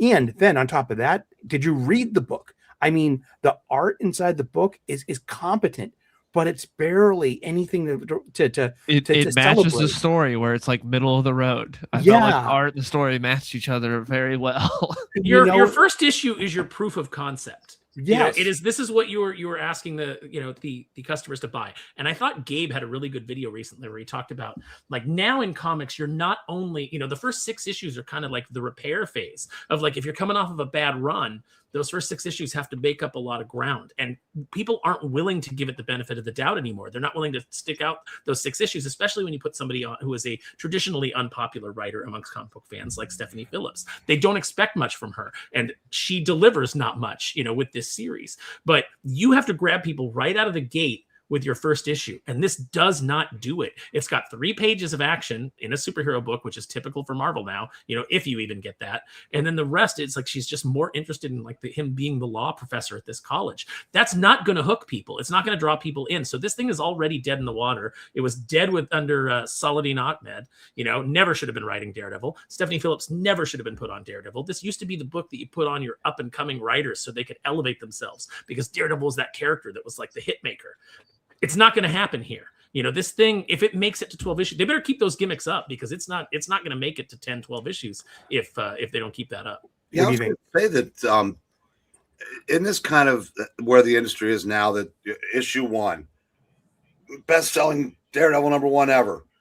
Issue 3, sales are down to 30,000. Issue 12, it's gone. And relaunch. Well, if it makes it to 12, more like 5 or 10. What's that? I said if it makes it to 12, it normally get canceled in 5 or 10. They do it in 5-issue clumps now, so it's like I was wrong about Phoenix. That did not go 20 issues. It felt like it did. It went 15 issues, and I read all 15 of them, and that was a Stephanie Phillips book. In fairness, though, I mean, if you look at it, Daredevil #1s have traditionally been, well, not good. And the reason why is the original one, the original Daredevil #1, it was not a successful book out the gate. The relaunch in, what was it, 99, the Marvel Knights relaunch, was it like the worst point up till that point of Marvel sales. Then they did, then you had, because that was Quesada. Yeah, but the purported sales are 275, which is a good number no matter what era. Like I understand that, but look, I mean, it's a perfectly fine number. It's going to drop to, it's going to drop. I'm thinking that this is going to be the biggest drop on an issue 2 in history. It's going to go to 20,000 on issue 2. Oof. Oh no, it'll go that would be. I think it goes to 25,000. Steep drop. Yes, I think it'll be a 90%. Yes, I think a 90% drop would be a blessing for it. Well, fortunately for them, they've already ordered the second issue before the reaction to the first issue, which I'll be completely honest, Sully, I didn't think it was bad. It wasn't terrible. We were talking about it a bit. I mean, the art, I mean, like you can't. Are you basing the value of this book on the story and its art? You shouldn't, because the art is competent, but it's not great. I mean, and I thought the coloring was kind of obnoxious. I mean, that Daredevil's suit is more of this magenta kind of hue to it, and I'm like, no, it's the coloring's wrong. It's off somehow. I didn't mind the whole. There was the Paper Chase. Paper Chase was an old show about law school students at Harvard Law with the old crotchety professor trying to mentor them and stuff like that. So it was an interesting, opening the story with that. And he's talking about contracts, and he's teaching law students about contracts, and they make a simple contract. You know what I mean? During the course of the opening couple of pages, and it was a lot of blah blah and no action. Doc said, but he did get put in his place when he said, "I would like everyone not to be on their devices during my lecture." Correct. Like, well, some people learn better with devices, and then they accused him of using some type of aid so that he could know what the class is good for you and not good for us. Yeah. And it's Yeah, the lecture. Here's the character to give the lecture. Yeah, selling point. Hey, let's have the hero lectured. Now, I thought that was the weakest part of it, Sully, was there's 3 kind of bigger characters introduced: a student, another professor that was kind of a dick to him, that he'll clearly be banging within 5 issues, and then there was a detective that was full of himself, and I thought they were all off-putting. And it's like, what about the guy he's talking to across the table there? I think that's the bad guy, because it's got to be one of them, right? That's what I said to Dylan. I was like, one of these guys has to be Omen, right? Yeah, whatever. Yeah, this mystery character with the that Matt can't hear the heartbeat or smell. You know what I mean? So it's this complete question mark. That's attacking him, or and just it's not a terrible issue. It really it's. But is blandly competent a good pull quote? It's blandly competent, good to spend. But what was it, like $8.99 for the blind bag? Like, is this comic book worth $8.99? No. Okay, so blandly competent, but at $8.99, you've got to put that on a scale. So it's now a $3.99 comic book, and that's being generous. I wouldn't say I'd say it's a $2.99 comic book at best. It should be $2.99. A fool and their money is very quickly parted. Mm-hmm. And that's what I would say, $5.99 according to the AI. Not worth it. Still quite a bit. It's definitely not worth it. But I mean, but it's a lottery ticket. You're hoping to nail the one of one covers. But here's the thing: even if you do, let's say you nail it, how much is that actually going to have a draw 6 months from now? $50? Marvel's not thinking six. Marvel's not thinking 6 months. No, I'm not even talking about. I'm not even talking about Marvel. I'm talking about the buyers. Try to flip it today to the world's biggest Charlie Cox. Is there somebody willing to spend that much money on a Charlie Cox cover? One of one comic book? Yeah, I mean, I can have him. Yeah. I can have him go doodle on. I can have him go doodle on any cover. Yes. Yeah, he's doing the Daredevil. Yeah, but you take any Daredevil. You can take the fucking the blank cover from any Daredevil launch ever. Ask him to doodle on it. Boom, you got a one of one. Those sell for $50. Hell, 80 if it's graded high enough and slapped. If it's over 9, you can sell it for 60. That's 10 times on investment. 10 times return. That's not a bad. That is no, because you paid $100 for his autograph and the doodle. So you got to get top dollar. But there's no demand for it. That's the point. Well, I don't know that. I mean, somebody has to find it first and put it up on eBay, and then we'll find out just how much it really is worth. And when they're doing a good job of building up FOMO right now. Sort of. But is it from anybody outside of the small group of fools that are still left? Well, you don't need anybody outside of that, as long as you have one guy that's willing to give you top dollar. Well, yeah, I mean, top dollar is, right? But we're right there. We're reaching that point, that inevitable point that I've been warning about for 6 years now. Of one fucking rich guy, you're making comic for one person. Yeah, but you're making 275,000 people pay for it. Yeah, and smart. You're not making 200. There's not 275,000 people paying for this. There's a couple of like 1,000 stores. Yeah, that are going to lose their fucking ass on this book. And I tell you, I'm starting to lose my empathy for retailers, because how many times are you going to fall for this FOMO bullshit? Like, how many times? The retailers go to these conferences and then they cry about like what the publishers are doing to them, but they bite the hook every single time. Every single time. I haven't heard any retailers complain about blind bags. It sounds like they're popular. People are actually going until they do. They will complain about blind bags because it will happen. The market is going to drop out and they're going to be stuck holding the bag like they always are. They can't see the same pattern repeating. There's no pattern recognition amongst retailers. It's like, this is part of you guys have become part of the problem. Stop buying into this garbage. Well, I mean, if your customer's coming up and is like, "Hey, I need to have this. I need an issue of this." So you got to go. How many blind bags were sitting there, Sully? How many blind bags were sitting at your retailer when you went in? It was about 4 p.m. on Wednesday. They'd been open for 5 hours on new release day, and there was probably, I like to count them, to be honest. I'll go through this down. Like, there was probably about 12 or 15 because there was a couple more at the counter. I will. If I'm a retailer. And I have a customer that's coming in now. It used to be whatever the ratio was, times $10, or like that was the price. So 1 in 10 was a $10 book. 1 in 25. Yeah, was a $25 variant. That was it. I'm now doing 5x the variant, because, and not only that, but they actually have to take home.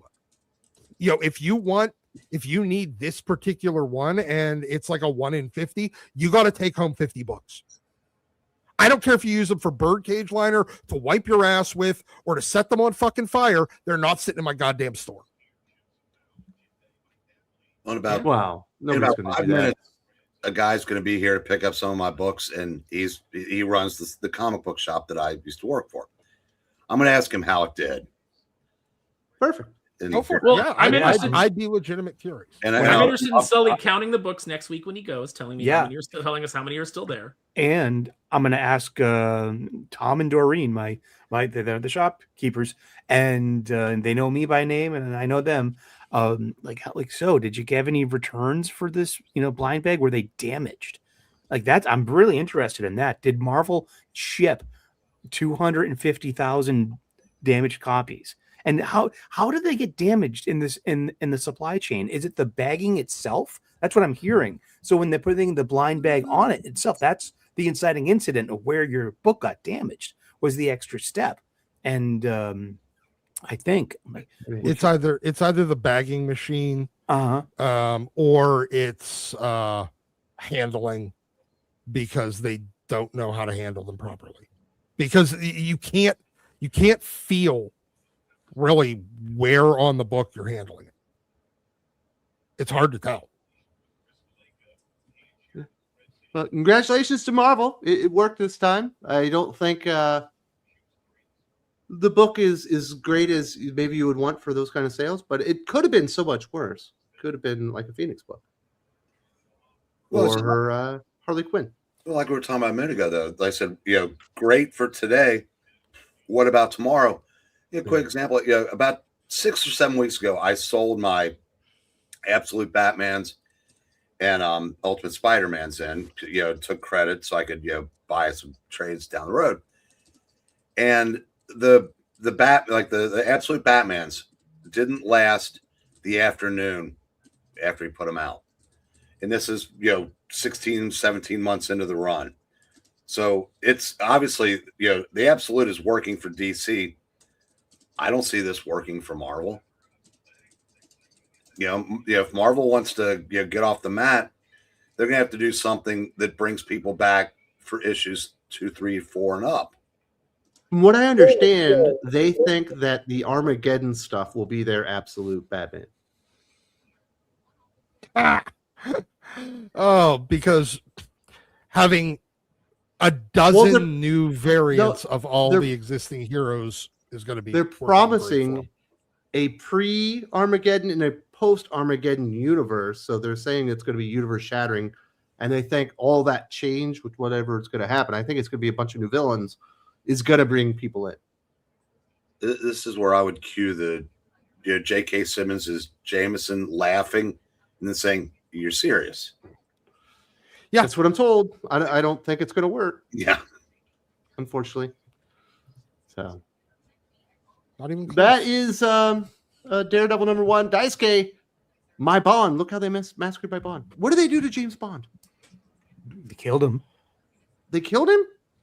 They killed him. Well, they made him. Yeah, but that was the final of the Craig movies. So, do you think Amazon's going to come in swinging with a James Bond that everybody's excited for? Probably not.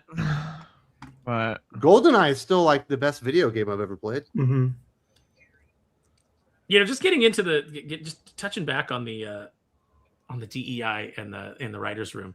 I sent Wes an article, and it's the woman that's in charge of what's Amazon and like greenlighting things, and she's bragging about the fact that she was given a slate of 12 projects. 10 of them are failures, and the one is not out yet. And the one success is Project Hail Mary. And they're treating her like she's some sort of visionary. And it's like, yeah, you based a movie on a best-selling novel, and that was your only success so far.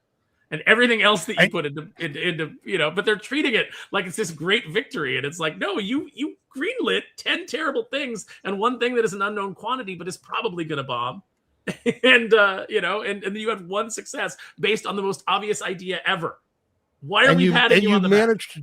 You managed to just not fuck up something that already was successful. Mm-hmm. Which congratulations. I guess today is like, all right, good job. I mean, you might be right there. There is something to be said with the level of incompetence of managing to snatch defeat from the jaws of victory that pretty much all popular media producers of some sort have. If there was an award for that, holy shit, that would be the most difficultly chosen in history. for managing to fuck up easy wins. Yeah. Hopefully they got a new Bond, but I've never been a big Bond fan. So if MGM Amazon screws it up, probably not going to hurt my feelings too much.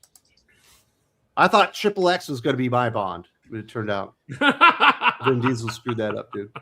No, but then they gave you Ice Cube, all 5'4" of him making his little angry face, and it's like, oh, look, you're so cute. Vin Diesel wanted too much money for the sequel. Dude screwed it for everybody. That's why he wasn't in the second and third Fast and Furious too. The Return of Xander Cage. Actually, most of that had, and the reason why he came back after that was just because they promised to keep funding Riddick movies. If he came, that's why he did the cameo at the end of 3 is what got the green light for Riddick. So that's like Harrison Ford showing up in The Force Awakens because they promised him, we'll let you do a really shitty Indiana Jones. Yeah, or they'll kill me. So also happening in the world of comic books, it was kind of a big Marvel story. The release or the reveals, the spoilers last week were true. We did get the death of Paul in Venom 256, Death Spiral Part 6. Everybody saw this one coming because it had already been leaked. What did you think, Sully? Was this a good death? Did you like the way they handled it? It was, I didn't read it. No. I tuned out. The big death? I did. I tuned out. I tuned out into Marvel stuff, and I'm kind of happier. But still, it's like I hope there's like something else going on. I've always wanted Paul to have a heel turn because remember, he's Paul Rabin. He's the son of Rabin, the big nobody bad. gave a fuck about. Yeah, but he's got this potential to, and he's from a different universe. So maybe he should have got sucked right back into his hell dimension universe or something. I don't know, but like, I just love the whole I love the whole Paul thing because I'm not a Mary Jane kind of. I'm not one of these Pete and Mary Jane people. Like I was a fan of Amazing Spider-Man and Spectacular Spider-Man before the marriage. I was a kid growing up reading all of that stuff, and when I was a teenager, that's like when Kraven's Last Hunt came out, and that's like one of the definitive kind of like big MJ Peter moments, especially when the Waka Chew Waka moment. You know what I'm talking about, true believers. But yeah, I mean, I Paul is, it's time for him to go. But I want something a little deeper. I want You want him coming back. I want him coming back as a symbiote, evil, kind of vengeful thing. You know, we need another symbiote. I agree with you. We need another symbiote. Yeah. Like Boston needs another Irish pa. I know. This one's called May's called to be deported. Oh man. But yeah, I mean, did you like Paul's death? I thought it was done well. I enjoyed it. The Carlos Gomez art is good as always, and he didn't go out like a chump. He got a little bit of a hero moment, but he needed to go, and they sent him packing. I thought they did Al Ewing hasn't done much good since Immortal Hulk. I think this is probably his best moment since then. I especially liked all the panels where he was gored up, and then when his death happens, it's just basically a throw-in panel off on the side, and they just announce he's dead and fuck off to the rest of the story. Spider-Man kind of shrugs his shoulders and jumps out the window. Yeah, we get some torture porn to make us happy, and then when he actually dies, nobody gives a fuck and leaves. What do you think, Dylan? Obviously, we talked about it on the How to Not podcast. Were you a fan of the death? I thought it was done well. I thought his death was done well. He's bleeding out for like half the issue. He gets stabbed and he's like still there, just slowly dying the entire time. But yeah, I thought Paul went out well. He had kind of a heroic death there, sacrificing himself for Dylan. It's unfortunate that he gave the murder weapon to Spiral to kill him with, though. That was kind of a bad move from Paul. Not the brightest thing to do. It's very Paul-esque, though. Yeah, I thought that part was done well, and I thought after the death was where like the rest of the show I didn't really care for, but the art was good. It does go a little bit downhill after the death. Yeah. And it's Paul. How are they struggling so much with just one dude with a shocker club? Because this is what I was asking, or hot or not, because I haven't read this. I read the first issue and that was it. It's like, does Spiral have any other abilities? Because like everyone's like, oh man, he keeps getting to killing everyone. It's like, oh, I was like, oh man, what is this guy's abilities? How's he so good? He's got one like shocker gauntlet. It's like, well, he generally takes on a guy that has 2 of those, right? That's very good with them. So how are they struggling with this guy that has 1 and apparently nothing else? That didn't I'm make a not whole sure lot if of he's sense to me. human or something else. He doesn't appear to have powers. Yeah. Other than being a deranged serial killer. So it seems like they should have been able to take this guy out already pretty easily. Well, they were taking him out. And there's a big twist. In this issue, but isn't this like the 7th issue or something of this? The only other time they fought him, Eddie Brock was asleep and Carnage was like messing around and then turned on Spider-Man and Venom or something, I think. Wait, so Carnage has turned on them twice now in this same arc? That's been the problem. And they've known that he's turned on him for like 3 issues, but they have done nothing about it. Nice. It doesn't really make a lot of sense. All right, Breen, how are you going to remember Paul? Are you going to miss him? But like this, I've never read a book that he was in. Missing out. You didn't read the Zeb Wells Spider-Man run? And I still hated the character. So, perfect. You never tried Zeb Wells? It wasn't good. I read about 2 of Zeb Wells' issues, and I kind of felt like that was 3 too many. Dude, that was crazy because Spider-Man's one of your anchor characters, right? Yeah, but Spider-Man, since One More Day, and I think we did a video on this. You had Nick Spencer for about 6 months there at the end when he undid Sin's Past and was going to put them back together. And then he left and Marvel did the entire Zeb Wells series out of spite. So there was nothing worth reading in that to me. Mm-hmm. Like Sully said, I mean, if I want to read, Spider-Man that I like, I'll go back 30 years, 40 years, 50 years.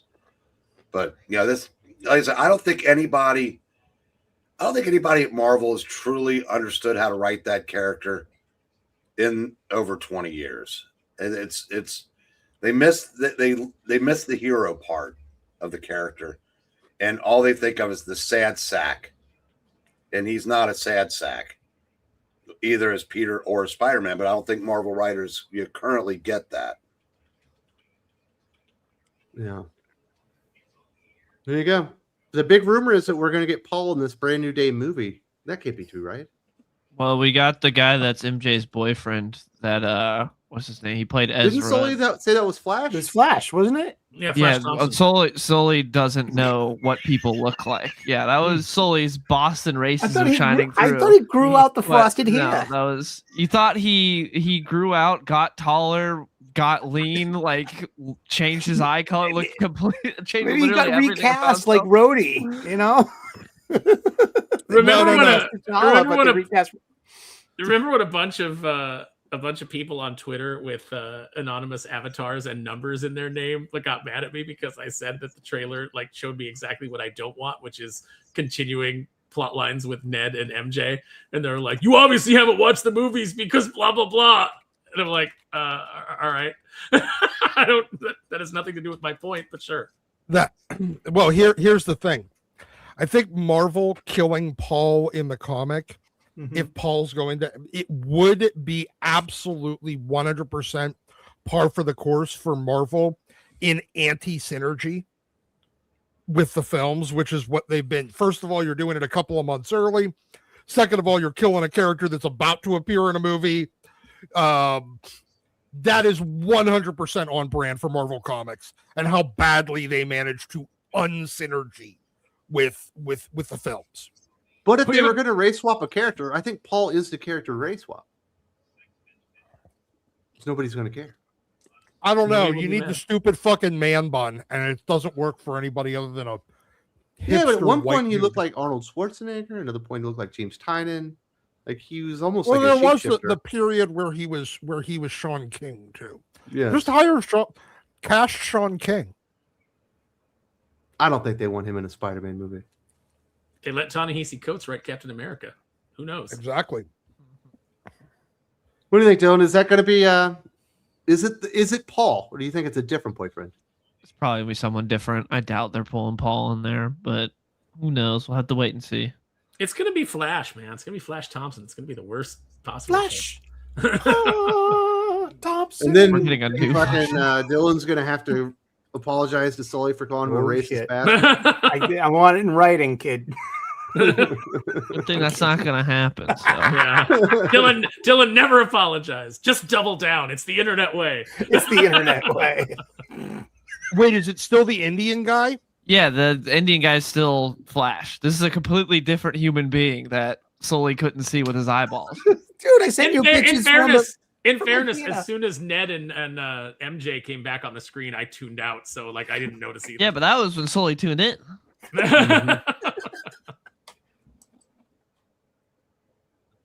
Number one Zendaya fan, right there in the corner. He loves her in Dune, right? You know, I can't get over that pout of hers. Yeah. I don't mind her in Dune, actually, because I love Dune. I love the books, the 6 real Frank Herbert books. So Denis Villeneuve's Chani, the Zendaya Chani, is a different character than anyone else. But she's that way on purpose because she needs to balance Stilgar, of whom is a zealot, of whom is like a religious, an apostle, while Chani is a skeptic and really loves Paul, but rejects the whole, fabricated religion thing. But she slowly has to come to grips with that because that is what's going on. So Virtual Reality Fitness says he thinks Dune 3 might be Avengers Doomsday. I'm assuming he's meaning at the box office. Yeah, coming up the same time. That would be fucking insane, right? I don't think that happens. No. That would be crazy if that happened. I think that Dune requires too much thinking from the audience, whereas Doomsday is just, I recognize things and I clapped when I saw them. I think it's it's like Robert Downey Jr.'s back. There you go. Dune 2 did very, very well, but it was like 800 and something million, right? Mm-hmm. And the lowest performing Avengers movie was like 1.2 billion. Yeah, but that we're not in that era. So it's possible. It's possible that they just cannibalize each other. Dune 2 did a little over 700 million. Okay, so it was a little lower than I thought. That's a lot of ground to make up. I think Avengers Doomsday still makes $1 billion. I'm assuming it still does like 1.5 at least. They'll throw enough cameos in the trailer to get people going. You literally have every character, an actor almost. And I think that you're probably going to get, I don't know, 700 million maybe out of Dune 3. Which would be great. I think a lot of people saw Dune 2. I just don't think anybody gave a shit after they were done. You think with Dune boxing out? You think with Dune boxing them out of the IMAX and the premium screens, though, do you think that hobbles Avengers Doomsday? Well, that's only like 25 million that you normally get on a big blockbuster on IMAX.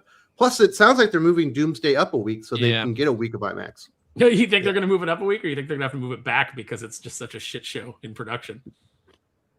Jumanji just moved out of that spot, so there's an open spot for him to move up.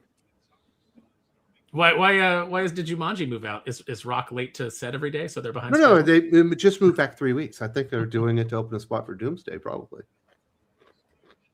But I don't know. Could be cool. I am interested to see if there's still a fervent interest in MCU, or if they've killed off most of it.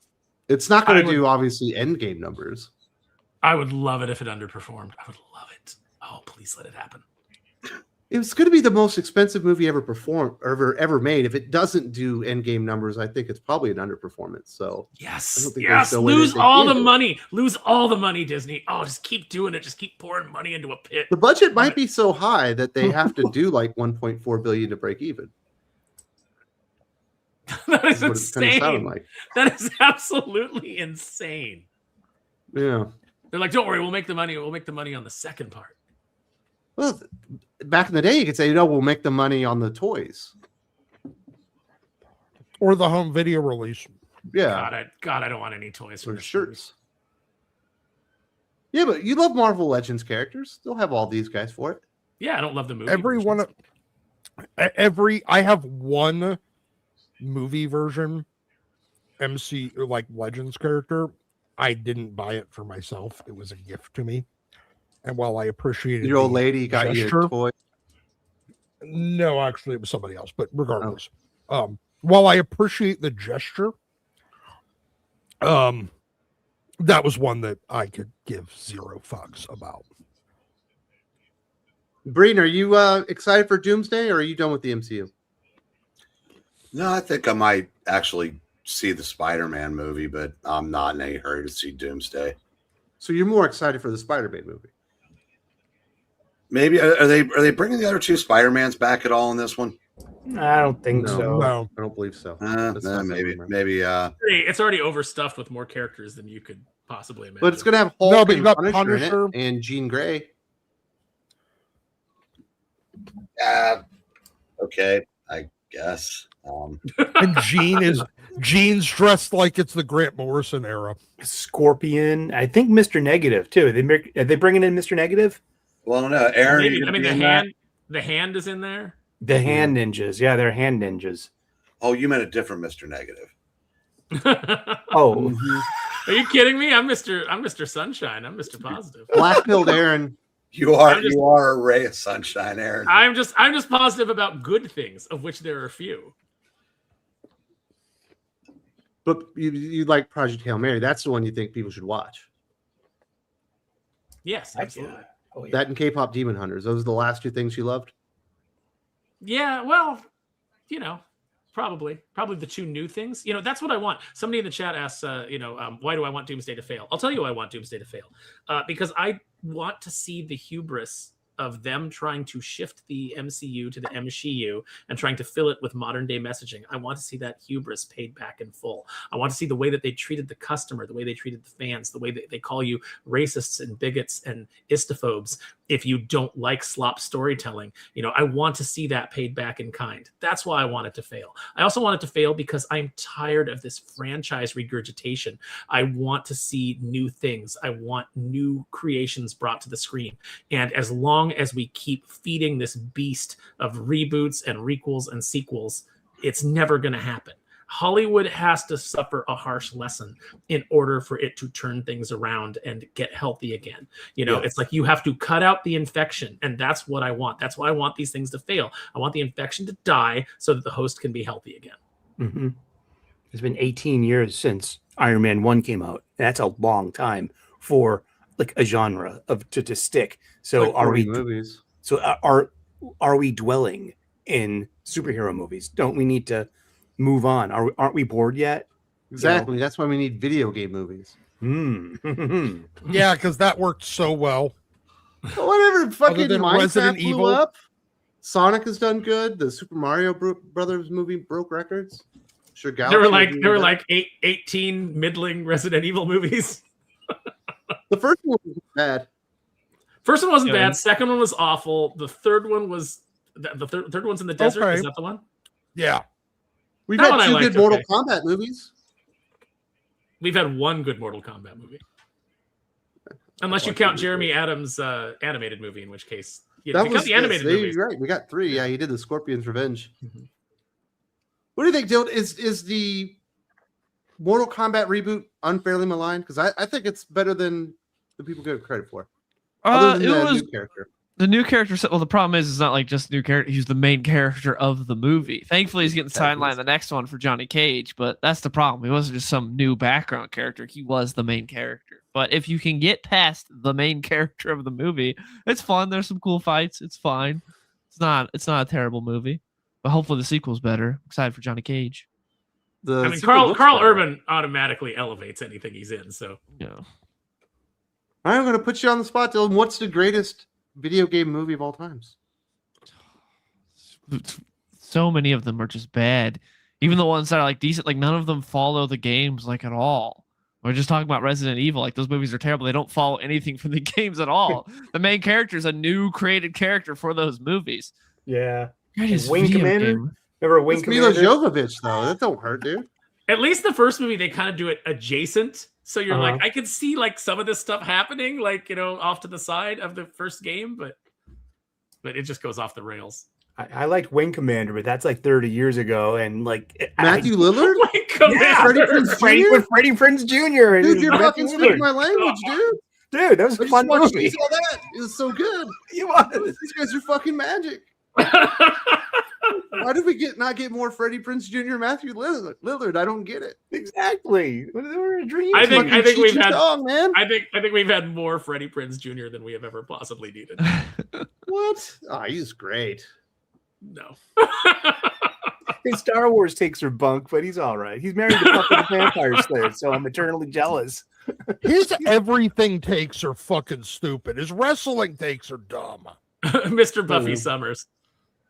I thought I think the first Mortal Kombat, even with the claymation and all that kind of stuff, is probably my favorite. It's fun. Video game movie. It's fun. Mm-hmm. It's got a cool soundtrack too. It had the best soundtrack. You get pumped for that movie.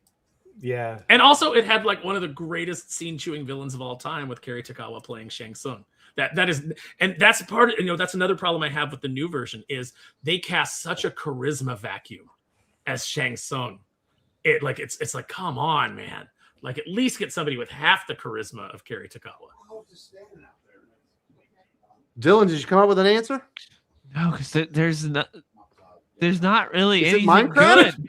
I haven't even seen Warcraft? the Minecraft movie. I haven't seen that either.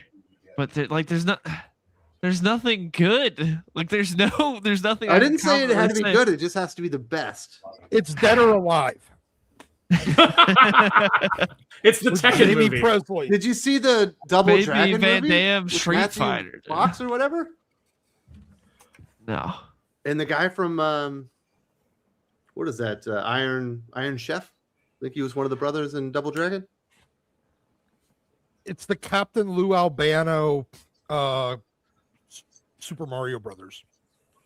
So you didn't like Doom? Again, it's not like the games at all. What about the Angelina Jolie Tomb Raider? That's a good movie. Those are good for certain reasons, but the first one's pretty decent. Okay. There's Silent nothing Hill. like it. It's so hard to say. Silent Hill? Yes, chat. Dead or Alive did have a video game. Nope. Doc is not making that up. Great physics. Yeah. Jamie Presley. It's got big sexy Kevin Nash. I can't believe Dylan refuses to name his favorite because video they're game so movie. bad. I understand why Dylan can't because there isn't anything to really hang your hat There on. have been some like decent like TV adaptions, but as far as movies go, everything wasn't the Final Fantasy movie supposedly good? And no, so there was two of them. I mean, there's been a lot of them, really. The two that were here, the Final Fantasy Spirits Within, it bankrupted a studio. Yeah, it did. That doesn't mean it was bad. I saw that in theaters and I was like, "What are we doing? Like, what is?" I mean, this? it looked fine. It was good. Really, it looked. Ale good. says it's the story Detective was Pikachu. stupid. Oh my God, Ale is right. It is Detective Pikachu. That is the best video game movie. But does it follow the video game? I'm waiting. I didn't say I'm what's the waiting most for the live thing. action Pokemon. I'm waiting for the live action Pokemon. Detective Pikachu was fun, but I never played the game, so I never. That doesn't matter. So there you go. Yeah, the Dylan's movie was favorite fun. Detective Pikachu. Is that Marston? But wait, hold on. Was there actually? That's Ryan was Reynolds. there a Detective Pikachu cartoon before or video game before the movie? There was a game, yeah. I did not play it. I've never been into Pokemon. I went to see it because I had a friend who really likes Pokemon. So I still say Pokemon Pinball is one of the best pinball games on the Game Boy. That's amazing. Breen, do you have a favorite video game movie of all times? I don't know that I do. There you go. what did the retailers say about the Daredevil sales? Quote, blind bags are like crack. See, they sold out, didn't they? Yes. Good for him. I'm glad for him. Hopefully somebody got the Charlie Cox doodle cover. Ooh. Well, the new comics are doing very well right now for them. And a lot of it, the Absolute Universe is driving the bus, but There's a lot of speculation going on in the indie market that's bumping up sales right now. Yeah, that too. But the problem is, when you didn't see it coming, how much of that did you order? Because like I said, the retailers don't really get in on that unless they ordered heavy and held some back, and mark it up. Guy that I doesn't do that, so that. Well, it's good to see that just as being gouged, with ones that he could have been selling at cover price. I know some people that have done that, but yeah, he's not one of them. Sorry. I was going to say it's good to see just as Brett Bean's getting some momentum with Dork, partially based off of being part of Dungeon Crawler Carl. It's great to see that the author of Dungeon Crawler Carl has decided to shoot himself in the dick. I don't know what you're talking about. But he came out and he's talking about, you want to know my politics? They're going to be big in the next Dungeon Crawler Carl. It's like, nobody wants to know your politics, dude. What if it's based Dungeon Crawler? You might love it. I got news for you. It's not going to be because he wants to make movies. Caleb said, I'm sorry. Am I allowed to say real quick on 120 what I said? If anybody in the audience finds themselves in the Northern Kentucky area, check out Comic Book World. Very nice. Definitely go check them out and give them some support. Absolutely. Caleb says, Sully, shut up. Paul's dead. That's it. Paul lives in Finally, our somebody put Sully in his place. From the land down under, dropping the gloves with the thunder from South Boston. He says, on the subject of Eugene Thompson, remember Joe Manganiello, who played him? I always fan casted him as Craven. What do you think? He also played Deathstroke for like 5 seconds. Yeah. He looked like a good Deathstroke. He could have been a good Craven. I'd have been down for that. Yeah. Hail King Sully in the chat. I was King Sully in the chat. I'm gonna shut up. Did you see the Craven movie, Sully? Was it good? No, I didn't watch any of those Spider-Man movies. I can't get over that. You didn't watch Madam Venom? Web, Venom trilogy, Morbius, Craven. Those are just like how I only many saw movies? Venom and half of Venom 2. I mean, I would have loved to have seen Venom if you had Spider-Man in it. How do you? Well, you didn't get Venom. You got wacky, buddy Tom movie, Hardy and Tom Hardy. Oh God, those movies are bad. Although I did say I had a really good time in the second one because Jesse Woody Snyder Harrelson, I heard, steals the show. Well, Jesse, not in a good way. Jesse Snyder and I were tipsy, and we enjoyed the movie immensely because the whole time we were going like, "Oh my God!" Like somebody signed off on this, and then other people had to look at it and sign off on it, and this is what made it to the screen. Like we were just baffled by every decision. What did you think of Craven, Dylan? I didn't watch the movie. You're the movie guy. Yeah, I watched the Venom ones. I didn't watch any of the other spinoffs. I didn't watch the Jared Leto one. Did you watch Craven? No. I got like 30 minutes from Craven. I watched scenes from Craven, but I didn't watch the. So you've seen 30 minutes of Craven, Doc? Do you recommend it? No, I really, really do not. I do recommend Madam Web though. Madam Web is high hilarity, and everybody needs to see that. It is one of the Madam Web is quite possibly the worst film I've ever seen. But in the best possible way, because it is just absolutely hilarious, especially when she has a bunch of kidnapped women that she just leaves in the woods. Yeah. And like says like, hey, by the way, I just gotta press pause on the plot to go to Peru for like 10 minutes. But I'm not going to explain how I got here or how I found the place in the middle of the jungle. Like it just happened. Like things in the movie just happen. It is the room of superhero movies. I was sitting next to Max in the theater because we went and we saw it with Chris Gore and the Film Threat crew. And I'm sitting next to Max in the theater, and I could feel the anger radiating off of him, and I'm just having a blast. I'm having the best time. And I'm like, how are you not enjoying this? It's so terrible. And he's actually angry because he wanted it to be good. And I'm like, you wanted a Madam Web movie to be good? Who came in here with the wrong mindset? Daisuke says the answer is the animated Street Fighter movie is the greatest video game movie of all times. I do love Final Fantasy Advent Children, which is the animated continuation of 7, I think. Do you like the Jean-Claude Van Damme live action Street Fighter movie? Yeah, that's fun. I think Daisuke is going to like my recommendation. I think Daisuke is going to like my recommendations this week. Man. Are we looking forward to the Street Fighter movie with Roman Reigns and Cody Rhodes? And Cody Rhodes. David Dalsmachian and like all these weird people? Is it 50 Cent in there? I'm looking forward to Guile's hair. It's his legit hair. I know, and it looks so terrible in real life. Also, I can't stand Cody Rhodes, so I'm like, am I even gonna like Guile in this movie? But it looks ridiculous. It looks like it might be fun. It might be just exactly what you want it to be, which is just over the top nonsense. I'm feeling hopeful about it. S. Corvinus in the chat says Sony should have made a Fancy Dan movie. I would have went and saw that. Fancy Dan and wait, hold on. Let's go with the film adaptation of Leisure Suit Larry. Oh, Anybody remembers those fucking computer games where you just get the bang of hookers? No, you can't make a Leisure Suit Larry movie today. No. There you go. Well, thanks for all the answers, fellas. I guess we could start winding this bad boy down and get to some recommendations. Actually, Green, you know it's what? been what? I just thought of my favorite video game adaptation movie, Need for Speed.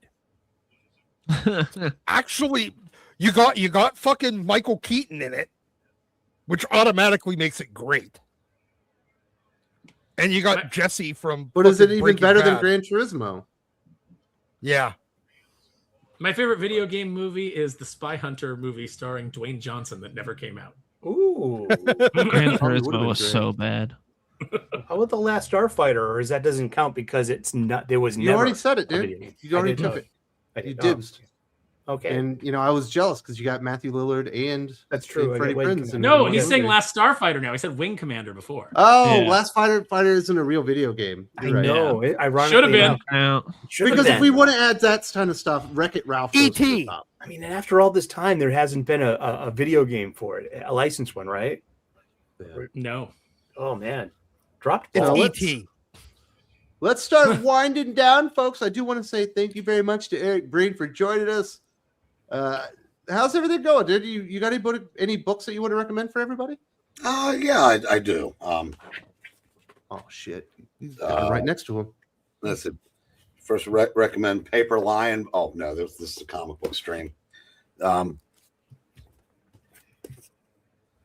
DC Finest. I may be out of comics, but I'm not out of the hobby. So I've been, so I picked this up. This has the first 4 issues of Crisis and the crossover stories. There's going to be 3 of them. And I'm looking forward to the next 2. I mean, I love this story when it came out 40 years ago. And since I'm not going to have the books anymore, if I want to read it again, this is my only shot. So I definitely recommend these. They've hit on about 95% of the ones they've released, and they're $40, unlike Marvel, which keeps raising the prices of their Epic collection. So yeah, definitely recommend.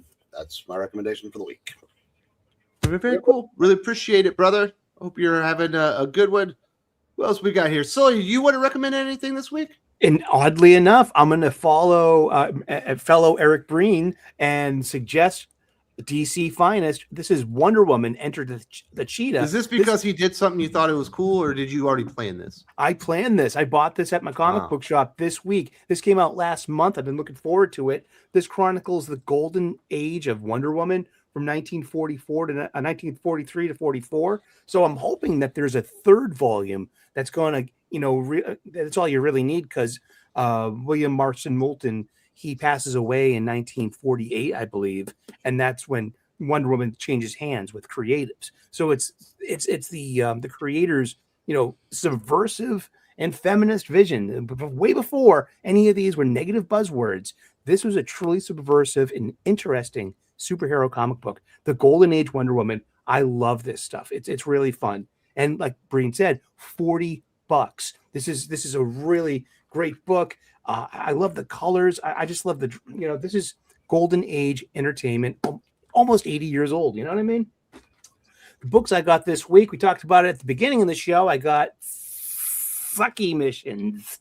No, this like it's I have buyer's remorse and regret buying this, or does this just go in the collection with the rest of them? And it's just another Baroness cover that I have a weakness for. Who knows? It was a weak story, great art, and got the Adventures of Superman Book of L, issue 7, fun, great art, good tempo, great storytelling, and I'm in for this. This is Philip Kennedy Johnson's last DC project until his exclusive Marvel runs out. And the penultimate issue of The Sacrificers is my pick of the week. This is a great book. It's wrapping up next month.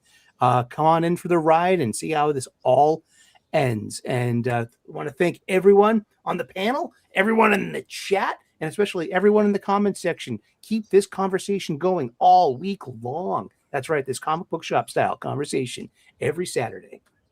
Thank you. Oh, very good. All right, Sparrow, what are you recommending this week, dude? Uh-oh. I had to mute myself to cough. I went to the comic book store this week and I didn't see anything that was worth picking up, although I did miss they did not have Book of L out on the shelf, so maybe it sold out, because if I saw Philip Kennedy Johnson's name, I would have grabbed it. So this week I've just got action figure recommendations.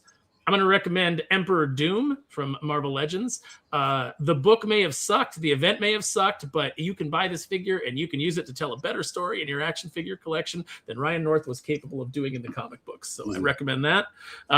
We had some Street Fighter animated movie love. I'm going to recommend the Jada Toys Vega, which I picked up this week. This figure is great. Absolutely love the stuff that Jada is doing. Also collecting the Storm Arena stuff.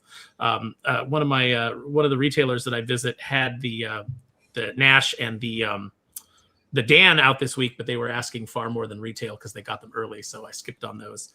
But I will end up picking those up. From G.I. Joe, I've got Crystal Ball. The neat thing about the Crystal Ball, not a very good character in the original series, not one that was very beloved, but they did kind of a Dreadnought redesign on him, and he comes with like some spooky stuff to swap out his head and scare your G.I. Joes with, so that's a recommend. Another Street Fighter figure, we've got Balrog. This is from Jada. These are both released at WonderCon, and a friend picked them up for me. Yep, going to be 50 Cent. But this figure is great. He comes with, like they all come with multiple hands and, different effects. So he's got like a punching effect you can attach to his fist. Speaking of attachments that you can put on, E Honda comes with his 100-hand slap. You can take this off and just put his regular hand on, but you can also add this 100-hand slap accessory. So that's also from Jada Toys. And then we've got Revoltech Yuri Han.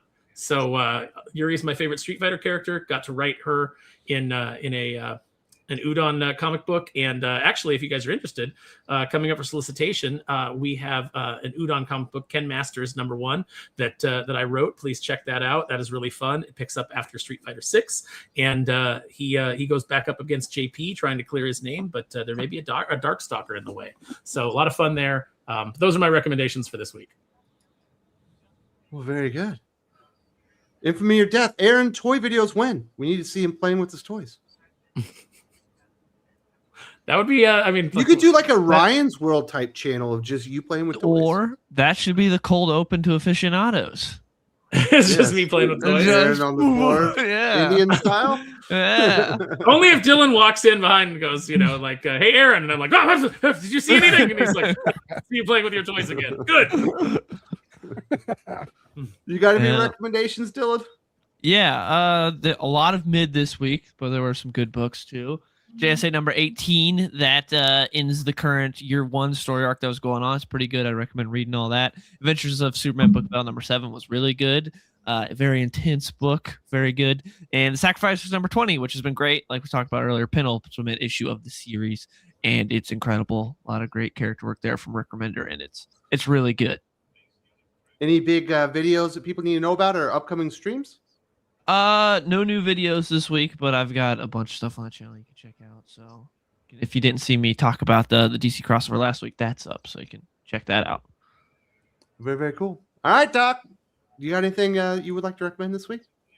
Well, first of all, I want to recommend that everybody go over on next day, Monday or Tuesday, and check out our review of part 6 or 15 or 83 of whatever the hell this Death Spiral event is, and go watch Paul die again and again and again. Just only read those pages, and also come check out our review of that because it's pretty good. I also recommend that if you really, really, really hate your money, keep buying into these blind bag bullshits.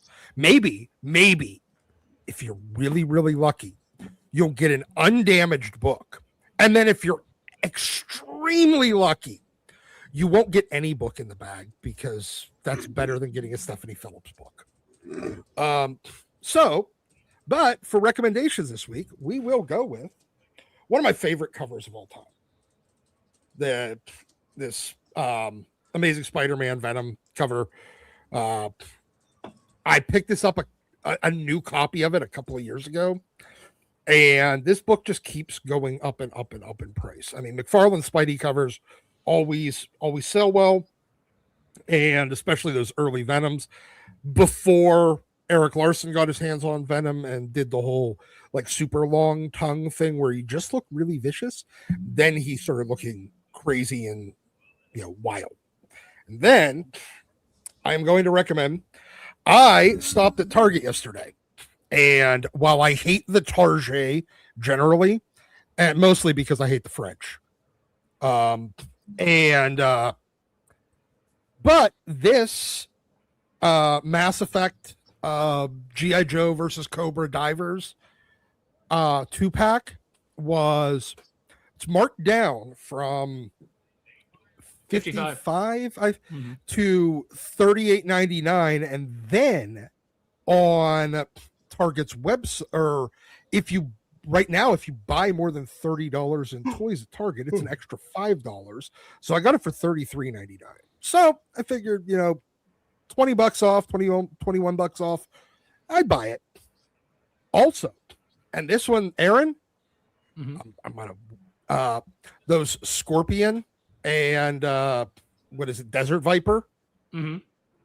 Those are on sale on Amazon right now at $28.69, and if you buy more than $50, you get an extra $10 off.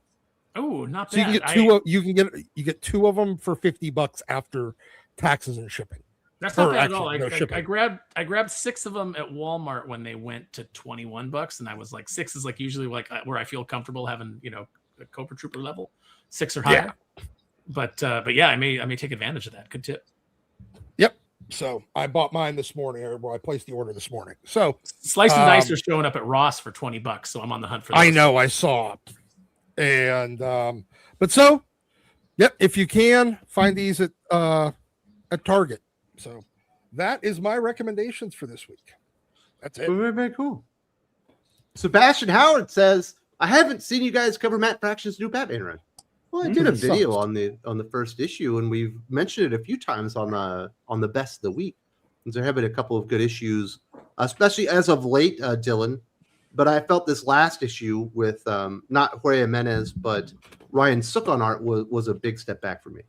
Yeah, the first 3 issues were not very good. Then issues 4 through 7 were pretty good, and then this last issue, issue 8, was mid because it tried to do too much. There were 3 separate storylines going on, and it should have just covered the one. It should have just been Batman Alan Scott, because the Batman Alan Scott stuff's pretty good in it, but the other 2 storylines, I don't care. It tries to tie into what G. Will Wilson is doing with Poison Ivy being mayor, and you should just leave that alone and act like it doesn't exist.